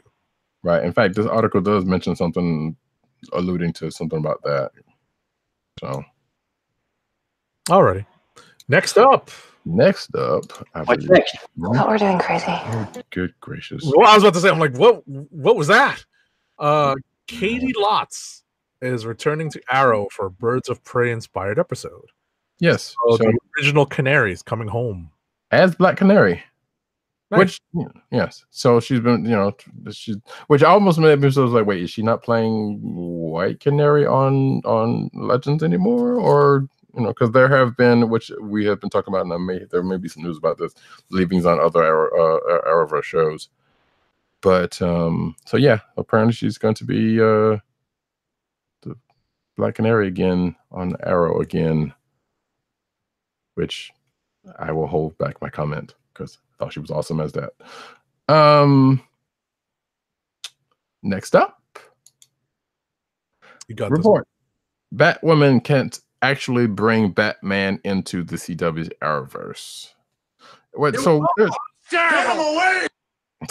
I mean, this is not out of the ordinary. I mean, yeah, they're doing whatever they're doing and on Gotham right now, and apparently Batman's about to come into that, or is coming there. Something, I don't know. I'm dreadfully behind on Gotham. But Gotham takes place before Batman was a thing. This is presumably taken after, well, quote unquote after, in that there's no Batman anymore. All the heroes is left, according to this, in that universe, or whatever universe she's from. Because she was in the I still haven't seen this stupid thing. Not stupid thing, I shouldn't say that. The crossover, the last crossover. So yeah, basically, hey, guess what? Bruce Wayne will be around, but not as Batman. So it's like, which kind of puts me in mind of, okay, so it's going to be Batman Beyond. We'll see. Yeah, so it's what it sounds like. Alrighty. Next up, the CW's Batwoman casts Katy Keene's father. So Nice. Fans of Mission Impossible 2 will probably appreciate it. It's Doug Ray Scott. Okay. Who was who would have been Wolverine?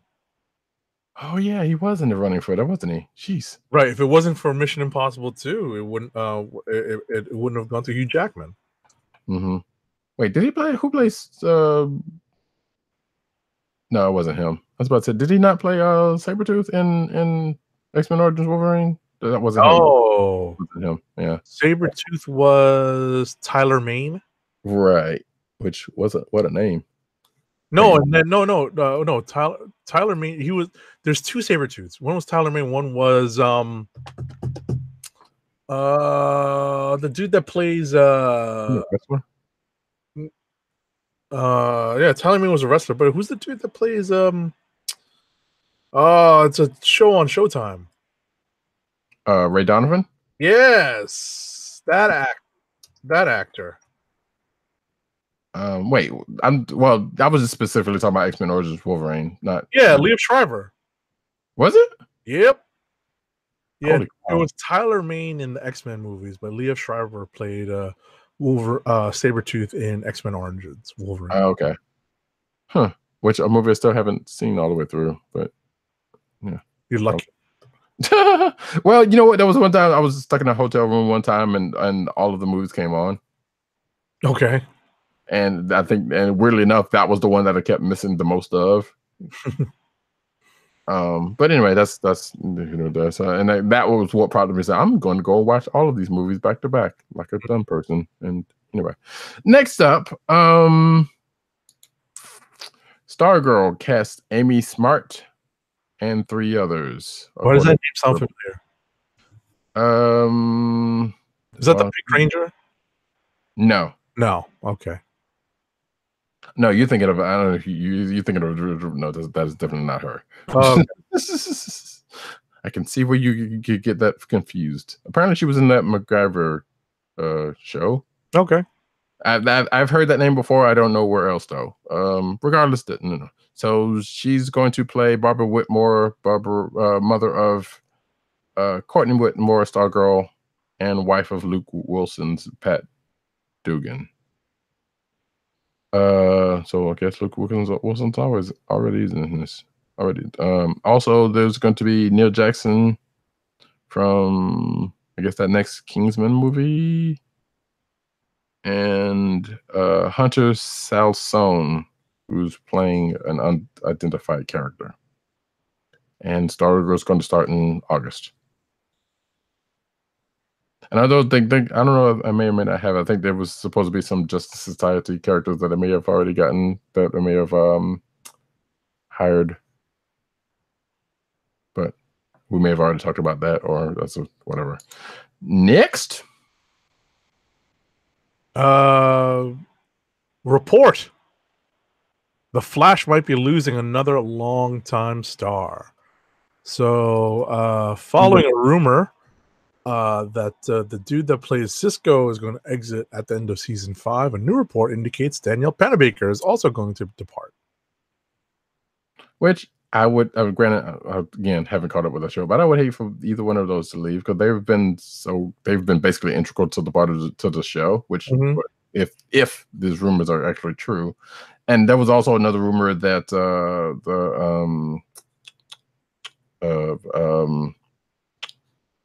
guy the dude who plays Cisco might be going over to Legends. I'm not sure about that. Okay. Like I said, all of this is still rumor or whatever the case may be. So hopefully everything's all right, and hopefully, things kind of turn out the way ever good. Because there's been a few people leaving those shows. Next up, although we thought she was probably going to leave when they pulled the Killer Frost trigger, which they did that pretty early. Yeah, which didn't end up happening. As far as the last time I saw, was still somewhat a part of the show. So, anywho, next up. That's you. Oh, Aquaman crosses 800 million internationally. So yes, apparently, yeah, exactly. It's raking in the dough, boys. Right behind is Spider-Man Into the Spider-Verse, which was 15th and 16th in their rankings. And let's see, yeah, they're both still making a lot of money. Both are also still coming out on Blu-ray quite soon. Yeah, one's out on digital already. Yeah. Who's it? Spider-Verse. Spider-Verse is out at the beginning of it's like what a week and a half on week after next, yeah. Right. No, wait. Yeah, week after next, yeah. Yeah, week after next. Yeah. Beginning, it's like the first Tuesday after, so yeah. Right.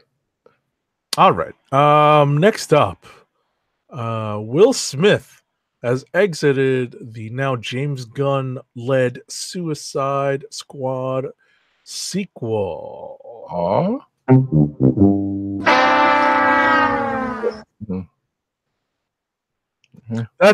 That's too bad because honestly, if they were able to make it less of a Will Smith vehicle, it might work. And if they also put the scope on the correct side of his face. You know? Yeah, I guess. Actually, wait, did they even? Yeah, they did put him on. Yeah, they did put it on. But like I said, the first one was really a Will Smith vehicle, and it turned into Will Smith and Margot Robbie rekindling their sexual tension. All right. So, yeah, it is what it is. So I don't know. He was less the part of that movie. And granted, that movie wasn't great, but it ended up being a little bit better with the whatever version that came out with on Blu-ray. Mm-hmm. But yeah, he was probably the less likable part about that movie, I guess, to me. I like Will Smith to a point, but right. Anyway, moving right along. Ezra Miller. I'm going to withhold some commentary, by the way. Oh, what? You mean jokes? Well, there's that too, but this article's already done that. Ezra Miller reveals why the Flash movie is running late. That wasn't the commentary I was going to hold back, but something to the side dealing with that dude.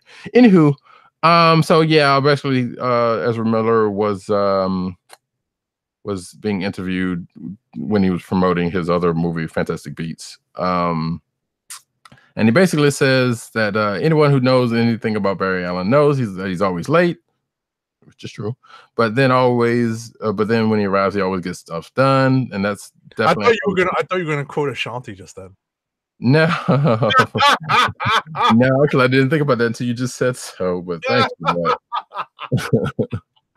that. But then when he arrives, he gets stuff done, and that's definitely how this film's production schedule is proceeding. We're a little late, he said. You guys can tell that I had a little caffeine before the show. And apparently I am having some during the course of the show, and it's not working for me for some reason. I would have caught that before now. Anyway, but the reasons why we're so late, and this is the honest God truth, we're all, and I include myself, we're very meticulous focused on the movie. That's blah, blah, blah, blah. He goes on to say, hey, it's getting done, but we're trying to make it the best movie possible. I need to go through the rest of that. Mm-hmm. And again, I'm going to hold some commentary I was going to say and just move on. All righty. So next up, the Banana Splits, if y'all remember that, is being turned into a horror film by Warner Brothers and Sci-Fi. So 1 banana, 2 banana, 3 banana, 4. Okay. So it's actually gonna arrive later this year.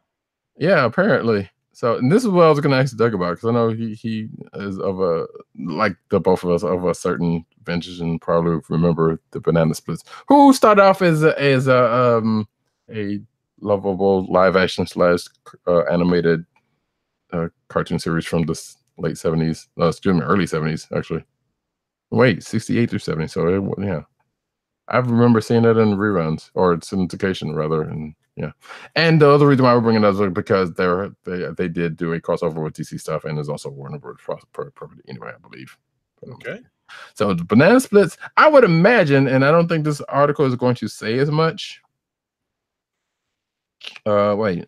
In 2008, the property underwent a short-lived revival on Cartoon Network in the form of a comedy shorts and music videos. That I did not know. But what I was going to say was that I kind of imagine if, and this is me speculating, they're probably going to do this in the vein of Five Nights at Freddy's, which is a fairly popular horror video game for those in the know. Okay. That basically is a take on Chuck E. Cheese, or at least the after hours at a Chuck E. Cheese with the animatronics and stuff like that. If you haven't played it and you like horror stuff, if you hadn't known about it before now, I don't know where you've been. Anyhow, and that's just my speculation. But outside of that, what the heck are they going to do with the banana splits to make it? Now, granted, actually, you don't have to do much. Alrighty. But because now you think about it, because you know about the banana splits, right? I don't recall very much of it. You know, the name rings a bell, but sure. You know, yeah, it wouldn't take much to probably take that into a horror theme. So I guess we'll see how that shapes out later on when that happens. Next. That's you. Riverdale spinoff. Katy Keene casts its lead roles. So yes, they are milking the whole CW-ness and the whole Riverdale-ness of comics and making a spinoff. I remember my sister collected Katy Keene comics. I remember them coming up in like Archie Digest, but wasn't, obviously it wasn't a thing for me. But yeah, I'm like, okay, sure. But yeah, as Katy Keene being a staple of Archie comics, I guess it was only a matter of time before they started mining that stuff. And from what the description sounds like, it's ripe for CW-ness. Mm-hmm. So apparently, Johnny Beauchamp and Julia Chan both have been cast for the series, which is expected to take place sometime after the events of Riverdale in New York City. I don't know if it says here. Yeah, Chan plays Pepper Smith, a trendy young woman hoping to own her own nightclub, even as she hides her own insecurities and secrets. Beauchamp will portray George/Ginger Lopez, a young man who's worked with his family's bodega by day and performs as his drag queen persona by night with dreams of Broadway. Okay. Yeah. Next up, well, yeah, I was about to say, because I think some of this plays into that, but go ahead. Related to our previous news item, Camille Hyde and Lucien Lavacount are joining the CW's Riverdale spinoff, Katy Keene. And they're playing the brother-sister team of Alexander and Alexandria Cabot, who most known for Josie and the Pussycats, which, by the way, Josie, the Riverdale version of Josie is going to be in Katy Keene also, played by Ashley Murray. So yeah.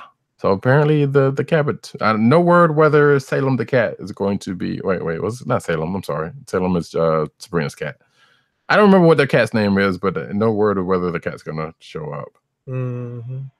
And no word is whether she's going to have magic, which I seriously doubt. Because if you remember the cartoons, and I doubt many of you do, I think Alexandria had some low-level magic, which she tried to foil Josie and the Pussycats with. Next up. No, we're good. We're going to transition into the comic. Yes. Okay, that is it for cinematic news. Actually, this is the time and place where I will tell you the before we transition into comic book news that should check out the show notes, because we have some good stuff in the clickbait section, and also, which are a couple of things I'm going to bring up before we get into the news. Solicitations for May 2019 have all barreled out, which all timely, because usually some of the folks staggered it, but it looks like mostly everybody's come out by now. So hey, guess what? Some of the news is coming up. It's going to be from solicits. But anyway, highlighting a couple of things from the quick clickbait section really quick. There's an article about how Bitterroot, a Harlem Renaissance comic by an all-black creative team, came to be. You should go check it out, and definitely check out Bitterroot the comic. Shout out to David Walker, Stanford Green, Chuck Brown, local folk, holla holla. Stanford Green we've had on the show before, actually well before Bitterroot came out. So anyway, so you should go check that article out. in the show notes. And also there is writer Dan Slott reveals the secret history of the Spider-Verse. So this was basically, and matter of fact, this might have come out the same night of the Oscars or the day after. I can't remember, but Dan Slott was on Twitter talking about basically how Spider-Verse came into be. And surprisingly enough to some people, it did not come from the Spider-Man animated series of the 90s, but a video game, which I'm probably going to play fairly shortly, not right now, but Spider-Man Shattered Dimensions, which Slott wrote, which kind of started the underpinnings of Spider-Verse. Because it also had different Spider-Men from different Spider universes, right? And from that, like as Slott says in this thread, just kind of basically it was Slott's way of one-upping, what they were able to do in the video game. He's like, well, we have access to all these characters, so right, and kind of one-upping Bendis because apparently during what said Marvel retreat, there was the Marvel higher-ups wanted him and Bendis to kind of work on some stuff, and Bendis was already doing. Well, I think Spider-Man was a part of the trade-off. So. Well, yeah, that's what I'm saying. Yeah, and that's ended up being, so Bendis ended up getting Spider-Man, and then, that Slott ended up doing Spider-Verse a little bit later. And we all know, checked it out. I was about to say, we all know which one turned out to be a bigger and better event. Yep. But we did get, we didn't get Spider-Man. That was before that. Regardless, forget what I was about to say. So now we're going to get into the comic book news. And comic book news looks like it has some carryover, no? It does, yes. Spillover. Okay. I just wanted to confirm so that I don't get lost as we're going through. So our first story is an old bitter Cyclops is going to rejoin Champions for War of the Realms. So as part of the War of the Realms tie-in, they're going to reunite the entirety of the Champions original roster and bring in old man Cyclops. No, I'm kidding. Right. Bring in grown-up Cyclops. So I am actually looking forward to this. I'm like, yeah, you kind of wonder, like, well, Cyclops is not dead any longer, and apparently he does have memories. Right. Which is a recent memory to most of us, Yeah, when they sent them back to whatchamacallit, when they sent the original Cyclops back in time and the timeline. Right, and he ended up getting all his memories from that, and which is ended up going to lead up from this. And that's going to be a weird thing that's going to pop up, but like I said, I'm kind of looking forward to seeing how they play that out. And this was just an article with Jim Zub talking about it. Next up, Marvel will introduce a completely new Spider-Man this summer. Now, I saw the image that is on this article, and I thought, wait, they've already introduced Spider PD. So what are you talking about? But no, a new web-slinging superhero is about to join the Marvel Universe this summer, debuting in the pages of Friendly Neighborhood Spider-Man. And apparently his name is going to be a younger Spidey, if I'm not mistaken, and it's gonna be named Spider-Bite. I don't know if that's in this article. Yeah, Spider-Bite. Yeah, I don't know. I was about to say we got enough Spider folk, but you know what? That being said, they shunt him into a alternate universe so that he comes back in a future Spider-Verse or getting crossover. That's okay. Well, I was thinking it was the same one that was out of Spider-Geddon, which I still need to read, but apparently it is not. Yeah. So again, it's come from the May solicits, and so so more on that when we get there. Next. Let's see. Marvel is switching out the artist on upcoming Amazing Spider-Man number 19. So Gerardo Sandoval has replaced Humberto Ramos as artist of April 10th's Amazing Spider-Man number 19. This is the third part of the Hunted story arc. Ramos remains solicited to draw the other issues of the arc, 18, 20, and 21. It's probably just to give him a break. Probably. So yeah, there you go. I was about to say, I don't know what else Ramos is doing. He's probably got a little stuff going on, obviously. But yeah, it's probably giving him breakers. Stuff's coming out kind of blah, blah, blah. Yeah, exactly. On the bi-weekly schedule. Savage Sword of Conan #6 debuts new creative team.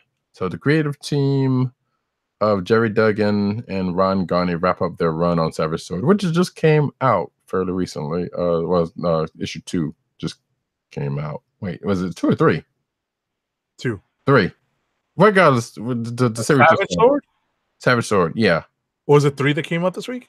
I don't. You know, it doesn't matter. Regardless, this just started. You might be right. It might be 2, but I think it was 3. No, it is 3. It is 3. Right. So whatchamacallit? So they're halfway through their run, and that's kind of typical for Savage Sword. This was always more of the anthology type series. So it's nice that they're giving creators a chance to tell their story and then wrap it up.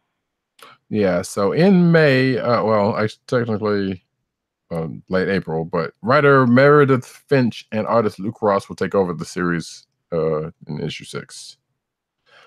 See, David Finch and Frank D'Armato will join the creative team, providing covers for the series. So, okay, get that Conan money back. Next up, Marvel's Black Cat lands ongoing comic series. Apparently spinning out the pages of Amazing Spider-Man, the first ever ongoing series to star Marvel's lead cat burglar. Black Cat will arrive this summer. Let's see.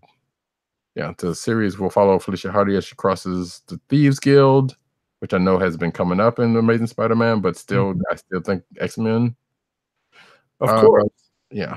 Well, we always thought that the Thieves Guild was based in New Orleans, but right. But apparently they're like the DC version of the Assassin's Guild. But anyway, regardless, leading to so what? No, I thought you were done with that. Yeah, Thieves Guild, the Major Spider-Man 16, which comes out next month, leading her to go on the run, both from Secret Order and the authorities. So there you go. Okay, like it gets a book. All right. Some sad news. Yeah. So apparently, Donny Cates, writer of Venom, has received death threats over controversial story arc. So I don't know what's going on in Venom. Now I want to read it. So good work on giving this book some shine. Death threat giving people. Well, and well. No, my point is, talk about giving, having that effort backfire on your stupid idiot heads. Writer Donny Cates has revealed he's received multiple death threats regarding the contents of Venom number 11. Was that last week's issue or last month's issue? Probably. All right, so he just saw. The only person who's been reading is Tim, who wrote this article, by the way. Right, so I need to catch up on this. I need to see what's what. Yeah, apparently, according to this article, there was some. I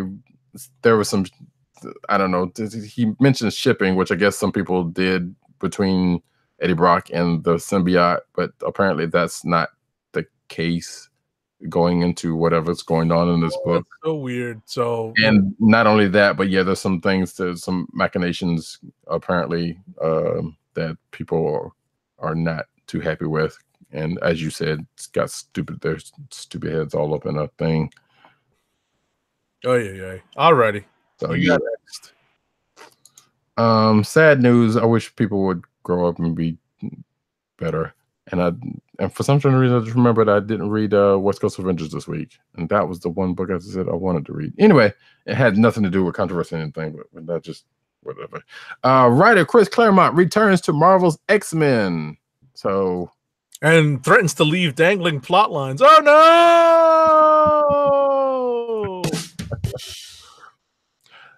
I feel like the last Claremont was at Heroes Con last year, and I think I still have audio of that panel. I think, and that some of that may have gotten brought up because it was him and Ed Piscor in the panel, okay, which was pretty cool. And that might have got brought up some kind of way. He's an interesting listen. Let's just say. Yeah, he's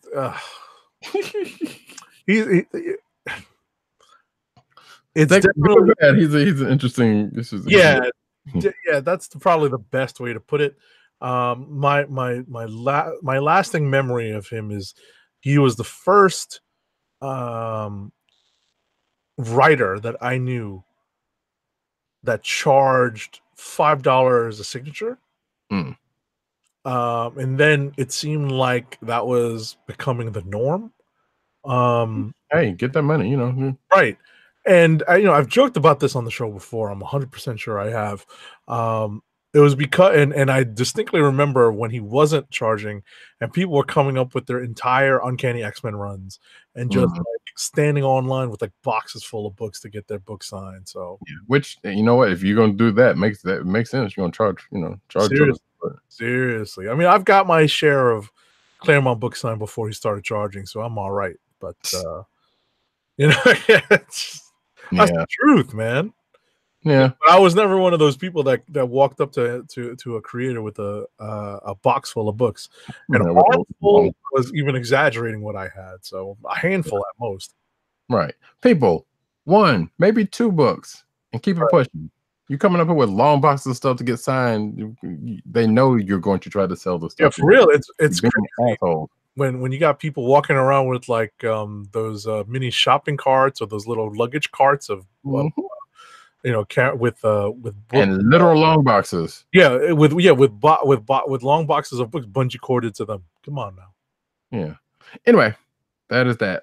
All right, so I got next. Major X, Rob Liefeld reveals another new X-Men character. So he's teased a Major X, and the Major X being introduced, and now he's posted the design for Aura on Instagram. Yep, and if you're watching the video, you can see said picture. Okay. You know, he's actually showing. Well, I was gonna say he's showing the restraint. He's showing feet. Yeah, no, that too. But then she's not as bulky as his 90s version, but still with the pouches. I'm pretty sure that is an inside joke in this thing at this point, as most people know. Hey, if I recall correctly, the most recent issue of Miles Morales Spider-Man that Cap guest appeared in, he pulled his Stark cell phone out of his pouches, and I was like, "Hey, no, right? Pouch got uses, right? Yeah." Which, I mean, well, yeah, that's a whole nother situation. That was one of the reasons why I enjoyed that issue, because he had to get help with his cell phone. Because like, all right, yes, we get it. Cap's old. But anyway, that's unrelated to the fact that Liefeld's threatening another character. Yeah, right. So yeah, it's a young lady named Aura, who looks like she's wearing Sentinel type armor, according to this. And yeah, again, pouches. Anyway, next up, I think this is me.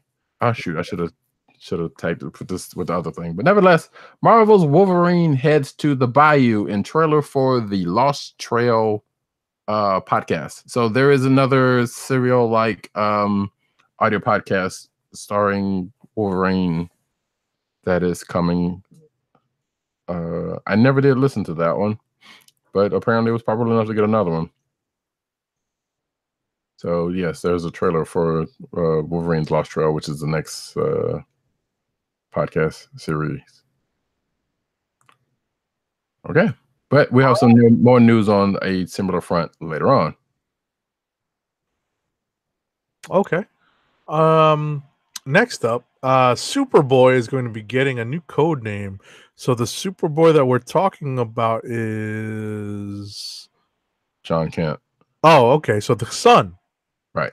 The actual son. Yes. Right. Yeah. So not the clone. Right. Yeah. So there's, and that, which brings, now that you bring that up, they're going to, apparently Connor Kent and John Kent are going to hash that out. They're in wait, is it going to be in Young Justice or is it going to be in Superman? I can't remember which one it's going to be. I think it's in Superman. I don't remember. Regardless, but yeah, they're going to be and hash that out, leading to the young John Kent to get a new super name. I was about to say super suit, but maybe it's going to be, and since he's already been aged up, now that I think about it, that's still going to be, that's even weirder still. So maybe it's going to be called Super Teen. No, Super Lad. I know, right? But Super Teen was an Archie thing, so that's a whole different thing. Next up, Matt Fraction, Greg Rucka writing Superman spinoff series in 2019. Wow. Which, yeah, I know it's the first time. I was about to say Fraction hadn't been writing much lately. So this is interesting. Which is also not true, but well, not entirely true, because I know he and his wife has been doing that, their McFred stuff, doing TV stuff, and and Sex Criminals kind of sort of still around, but I think a lot of stuff got put on hold, and I'm trying to remember the last stuff he wrote, comic wise. But regardless, hey, guess what? New Superman series, because Lord knows we need enough of those. But this is apparently going to be Jimmy Olsen ongoing with Greg Rucka. So they're bringing that back, because fans, well, people in the know that Jimmy Olsen had a book back in like 40s or something, 50s. I don't know. Yeah, that's about right. Something like that. So yeah, that's the thing. Who knows? Not much to just talk about. They go from that and talk about other stuff. And apparently, apparently there's going to be a Lois Lane ongoing series also, because you gotta have the trifecta and add to the Superman roster of books, because there's like 12 by now. So you should put whatever. Jesus. Anyway, next up, DC Black Label. Remember that? Yes, is going to release Batman: The Last Night on Earth. So this is coming from Scott Snyder and Greg Capullo. It's a story about Bruce Wayne waking up in Arkham Asylum, young, sane, and he was never Batman. So that's that. Which sounds like a familiar story, but we're not gonna. You know what? Moving right along. I was about to say, remember Batman Damned? Anybody? I know, right? So this next news, speaking of Batman, gave me no end to delight, and I kind of wish DiRT was here, because I know he didn't like this, but Batman pursues Road Runner in sequel to King and Weeks' Elmer Fudd team up. I am an unabashed fan of that Batman Elmer Fudd special that came out probably 2 years ago at this point. Hasn't been that long? I want to say yes, but I could. It feels like it was just yesterday, or at the very least last year. Oh my god, I don't remember. Okay, so no, that was 2017. The Lobo Road Runner special, which I don't think I still have yet to read. It was either yeah. So I think that was in that same initial run. So that was 2 years ago. Oh my god. If you have not, on sale date June 28th, 2017, so a year and a half ago. Holy cow! Well, wait, does it say that? I'm looking at it right now. Oh, okay. So yeah, that was in that. I think that was in that. If I'm not mistaken, that was in that kind of sort of initial run of that stuff. Even though technically there was another kind of thing before that. But again, if you have not read that Batman Elmer Fudd special, I think personally it was awesome. I love that issue. That's too funny. Unashamedly. But anyway, like I said, there's going to be somewhat of a sequel with this. So Batman's going to chase the Road Runner. Come on. Think about that for a second. And obviously, not even obviously, I was like, is Wily going to be on there? Because Wily did show up in those crossover books. Yeah, and that was the Lobo Road Runner ones I remember, which was not as good, but whatever. So I wonder if Wily is going to be in this one, since Road Runner. Anyway, Batman's going after Road Runner. Come on, that's funny. Anyway, next up, we finally find out what deceased means for the DC universe. Well, yeah, the bigger thing, because we got teased on. Well, we talked about it a little bit last week about the fact that it's a thing. Right. So this is from Tom Taylor. And the story is a full-blown event. The event centers around the heroes of the DC universe being assaulted by a terrifying disease with disastrous effects. It's a technovirus that's been released on Earth. Apparently, it's from I read that it was from I thought you were joking, and I was about to say it's depression because of Heroes in Crisis. No, it's from Darkseid. That's my understanding, and it's infected 600 million people and turned them basically into violent, monstrous engines of destruction, aka zombies. So the heroes are completely caught off guard, and it's a big struggle. I was when I first saw this, I was like, well, given what happened in, I was thinking it was still an Injustice thing, which is Night, and Tom Taylor was the main writer on Injustice, Guns Among Us, which you should check out. It was really good video game and the comic series. Right, I've played the video game. Yeah, it's a good game, and like I said, the book that came out of that was also really, including going into some crossovers, which of recently with the Masters of the Universe crossover, which apparently something happened to Superman. Won't go into that.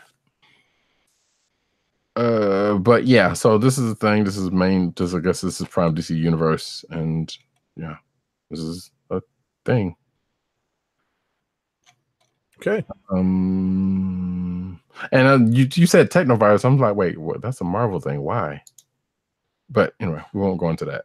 Dan Abnett brings the Cosmic to Justice League Odyssey. Dan Abnett, known for his comic business with Guardians of the Galaxy for the competition. That is me editorializing. But when Dan Abnett takes over Justice League Odyssey beginning this week, apparently, his goal is to bring the Cosmic. Hey, you remember the old days of DNA? Or those names? They don't work together anymore. No, they do not. No, they do not. That is Dan Abnett and whatever Lanning. I can't remember. Andy Lanning. Thank you. That's where the A comes from. Yes. They were a good team. They did a lot of cosmos. They did Annihilation and all that kind of good stuff for the Marvel Universe. But Abnett's still out there. I don't know what Lanning is doing right now. Regardless, he's an inker. Is he? Okay. That's my gut, but I'm going to Google that while I talk about the next story. Yeah, because every time Abnett comes up, I always wonder about that. But basically, yeah, Justice League, obviously, he's taken over this week and is going more cosmic with it, as if it already wasn't. DC's Year of the Villain #1 is available in a customized edition. So apparently, retailers will be able to order these. Yes. Yeah, because it's going to be more information logo and a special offer coupon. Yep, there it is. Yeah, and apparently is available in a special customized retailer version with a minimum of order of 5,000 copies. Haha. That always goes over well, and it's going to be priced at a quarter. Which, sure, we still don't know what this Year of the Villain is, but apparently this is going to give some. Just going to talk about that some kind of way somehow. Anyway, DC bringing death to the Bombshell line. And I first thought they were killing the Bombshell line, but no. The personification of death in the DC universe is going to get her own action figure, doll, whatever. And as you can see from the picture, there it is. And it's coming to the Bombshells line. So there you go. Alrighty. All right. Next up, in business news, DC gained ground while Marvel topped the January 2019 sales charts with big gains overall in units and dollars. Guess what? They still making money, folks, and Marvel just did a little bit better. Mm-hmm. As you can see from the charts, according to this article and Diamond. Let us move on. Nancy Spears named DC's new VP of Sales. Congrats to her. There's really not much else to say about that. Oh, apparently she was a part of that whole Walmart and Target thing that DC ended up doing. The books, whatever. So cool beans. Next up. Let's see. What's our next story? Cool news. Slightly, it's cool news, but at the same time, I'm like, actually, you know what? Let's just go ahead and get into it. All right. AOC, Alexandria Ocasio-Cortez, is getting her own comic book.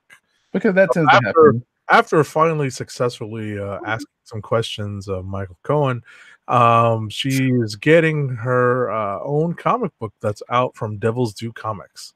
Obviously, this came out before the whole I Microsoft know. but yes, it is fun to think that that's the case. Regardless, she's doing good work up in her streets.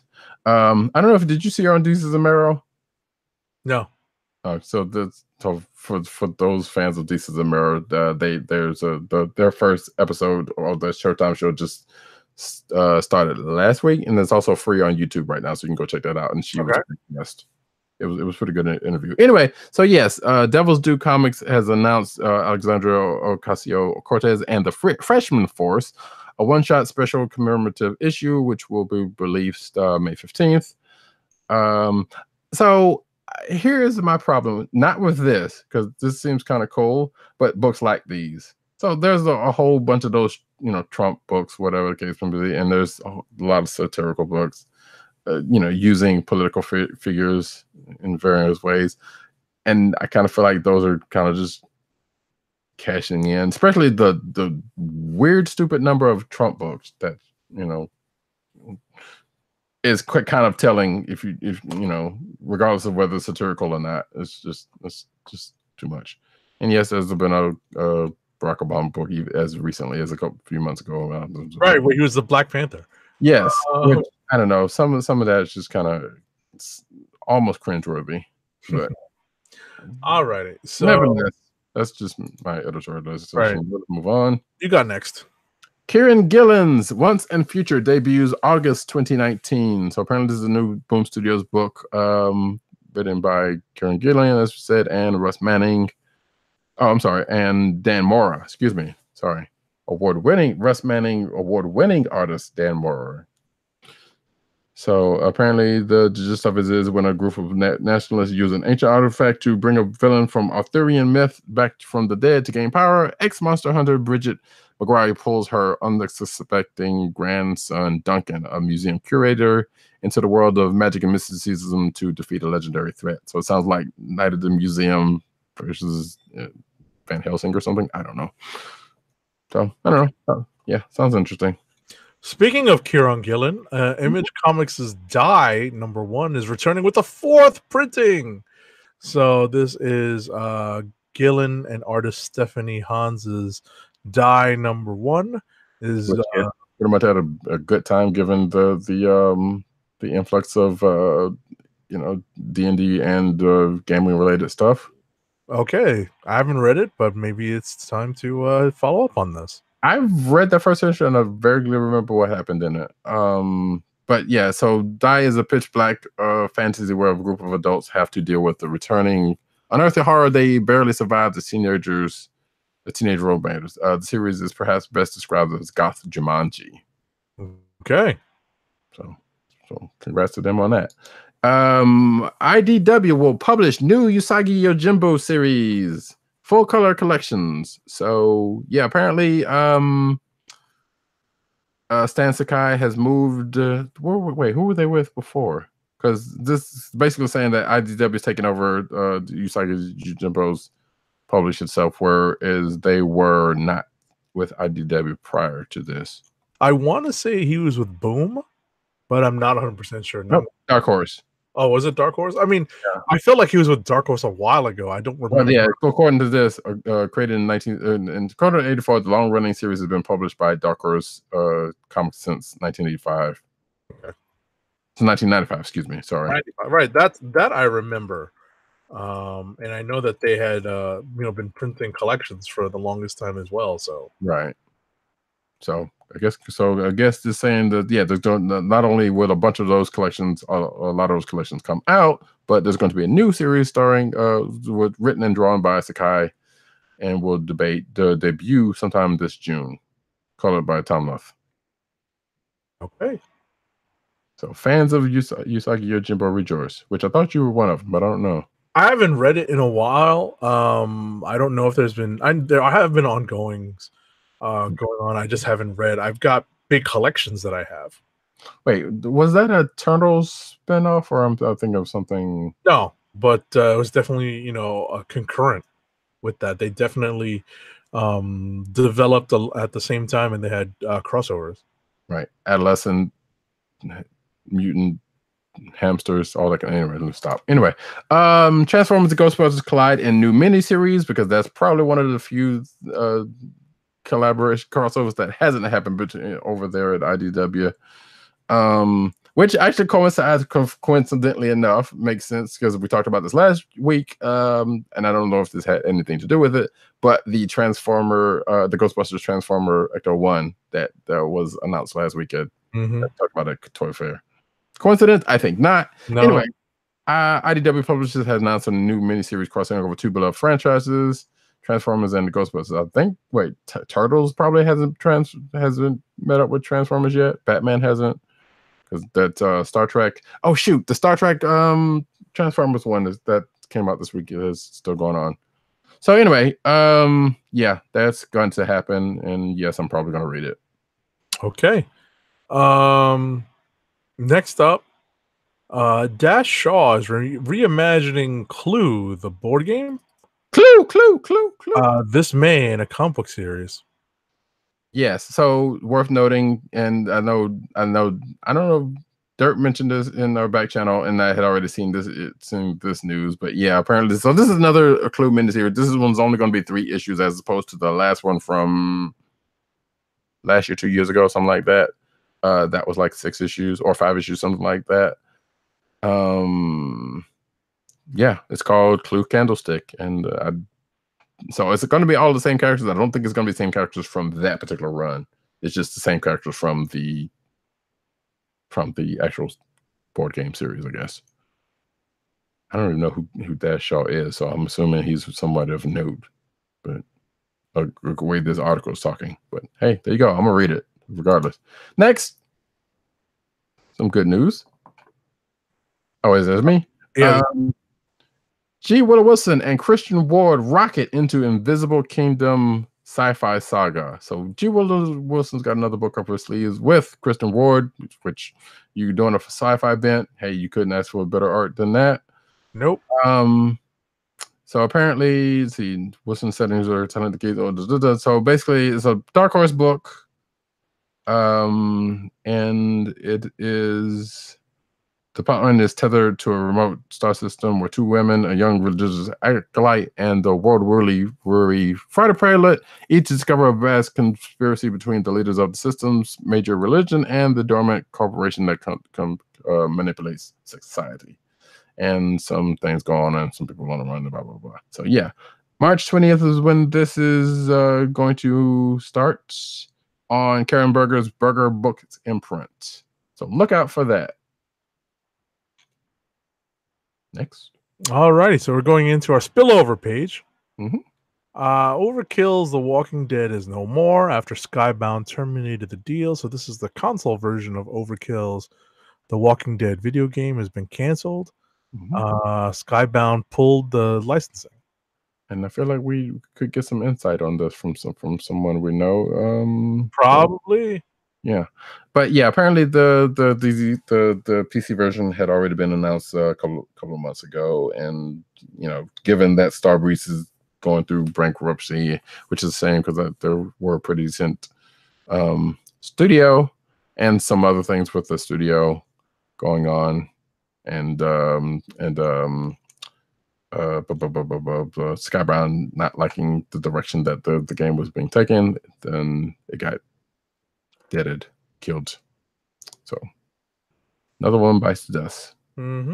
Next, Diamond's comic shop locator gets mobile-friendly overhaul.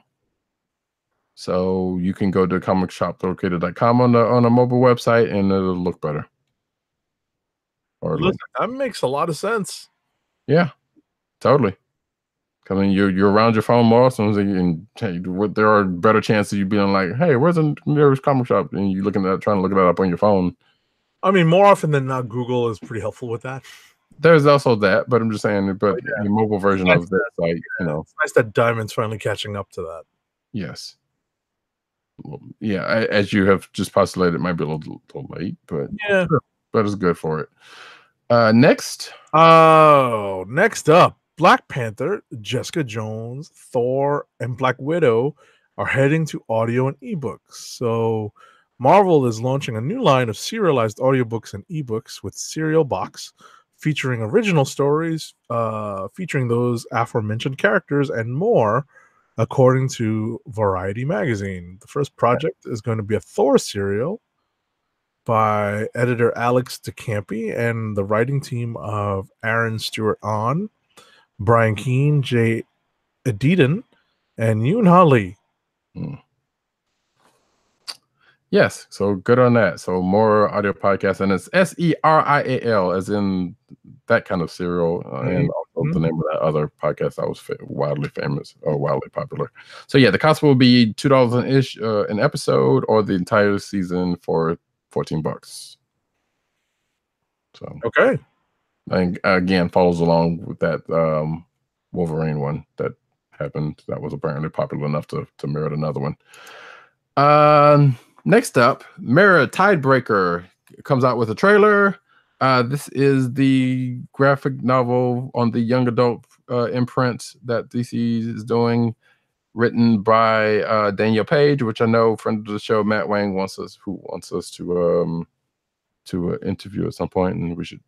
Yeah, soon, because that's coming in beginning of April. That is correct. On DC Inc. launches April 2nd. And again, the trailer is at the bottom of this article, so you can go check that out and see what that's about. Alrighty. Next up. Cosmic Ghost Rider destroys Marvel history, beginning with meeting Frank Castle's infant son in, in #1 preview. So they're doing a destroys the Marvel whatever thing, and it's this time Cosmic Ghost Rider. I feel like we've heard about this one before, but this is but I think now it's coming because the solicits came out. Yeah, it's closer to publication. Yeah, so it says here Cosmic Ghost Rider stuck in the past. True. So he might as well have some fun with the origins of the Marvel Universe. And then he, after going back and tried to kill Thanos as a baby, Frank Castle has sworn off trying to alter history, but when he arrives on Earth's past at the birth of the Fantastic Four, how can he resist? So, alrighty, sure. Next and last but not least, it felt like we had a ton of comic book news this week. Solicits. Buffy the Vampire Slayer is leading a Red Cross blood drive nationwide on March 10th. So, and that is the book / character. So yeah, apparently, let's see. Red Cross is going to launch a Buffy Slay Day blood drive at their Torrance, California donation center on March 10th. Other participating Red Cross blood drives include Atlanta, Charlotte, Nashville, and New York on March 11th. And they're also going to support the annual Buffy Slay Day celebration with a variety of exclusive giveaways for blood and platelet donors. Always, there's always a need for blood donations. Absolutely. And apparently one of the giveaways are going to be the new Buffy the Vampire Slayer series book, which I think has been sold out. So yeah, nice. So includes an exclusive version of sold out debut issue of the Boom Studios new comics stuff. So cool. You know what? So yeah, worthy cause. You get something cool out of it if you are so inclined. But you know what? Again, like Agent 70 said, different worthy cause. It's always needed.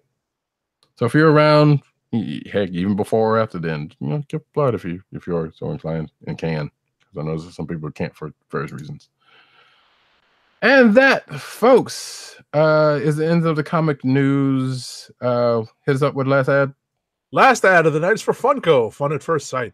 It's your home for exclusive collectibles such as their world famous pop vinyl bobbleheads, apparel, t-shirts, hats, and socks, and brand merchandise, custom DIY pop figures, art books, and skateboards. And now the listeners of the Click Nation's Comic Book Chronicles can enjoy 10% off your entire purchase when shopping at Funko. To place your first order with 10% off and to help keep our show free for you, go to our network website at cspn.us. That's cspn.us. Then click on the Keep Our Podcasts free link at the top of the page. From there, scroll down to the Funko link and place your order. When you get to the checkout, put in the offer code SHOP10 for your 10% off discount. Funko through cspn.us. Do it today. And as we close this out, again, reminder that next week we will have Movie Protocol in effect as Agent 70 and I will both be respectively hitting up our movie theaters and munching on popcorn and hopefully enjoying the movie that is Captain Marvel. Right. So stay tuned to all of our social media outlets, primarily Twitter and Instagram. And we'll keep you updated on the next recording of the Click Nation's Comic Book Chronicles, and we may have some stuff to talk about, namely the Captain Marvel movie. For certain. We probably won't be spoiling too much because opening weekend is always tough, but ultimately, we'll see you guys very soon, and stay in touch with us via social media. Give us 5-star reviews on our podcast wherever you get your podcast. Exactly. And so for myself, Roddykat at Twitter, on Instagram as that, Newsletters Need on Twitter, CB Caps on Twitter, Agent_70 on Twitter and Instagram, PC_Dirt on Twitter, Pop Culture Net and PopCultureNetwork.com. Whatever. Tim Dog, right? Coming up over to Tim DOGG98 on Twitter, CBR Comic Book Resources, obviously writing his face off over there, and of course registry. Right. CB Cron on Twitter, The Click Nation on Twitter, that's DKLIQNATON, and of course theclicknation.com. Go check him out on all those places, especially CBR, where he's again got the face off. And you can find this podcast on the Coastal of the Podcast Network, the CSPN.us. Go over there, check out this show and all other shows. And you can also subscribe to us on Google Play and Apple iTunes, aka Apple Podcasts, and of course Spotify, where Agent 7's already said go give us 5-star reviews. 5 stars. If you love us, if you love us, if you don't love us, do it anyway. And with that, folks, this has been the Comic Book Chronicles, and we will see you at the movies. No, I'm just kidding. We'll see you later, folks. Bye. Phase 1. Good evening, Rick. Would you believe it's Dr. Doom? What's on your evil mind? Oh, you insulting tongue and mock my words well. How about this rumor that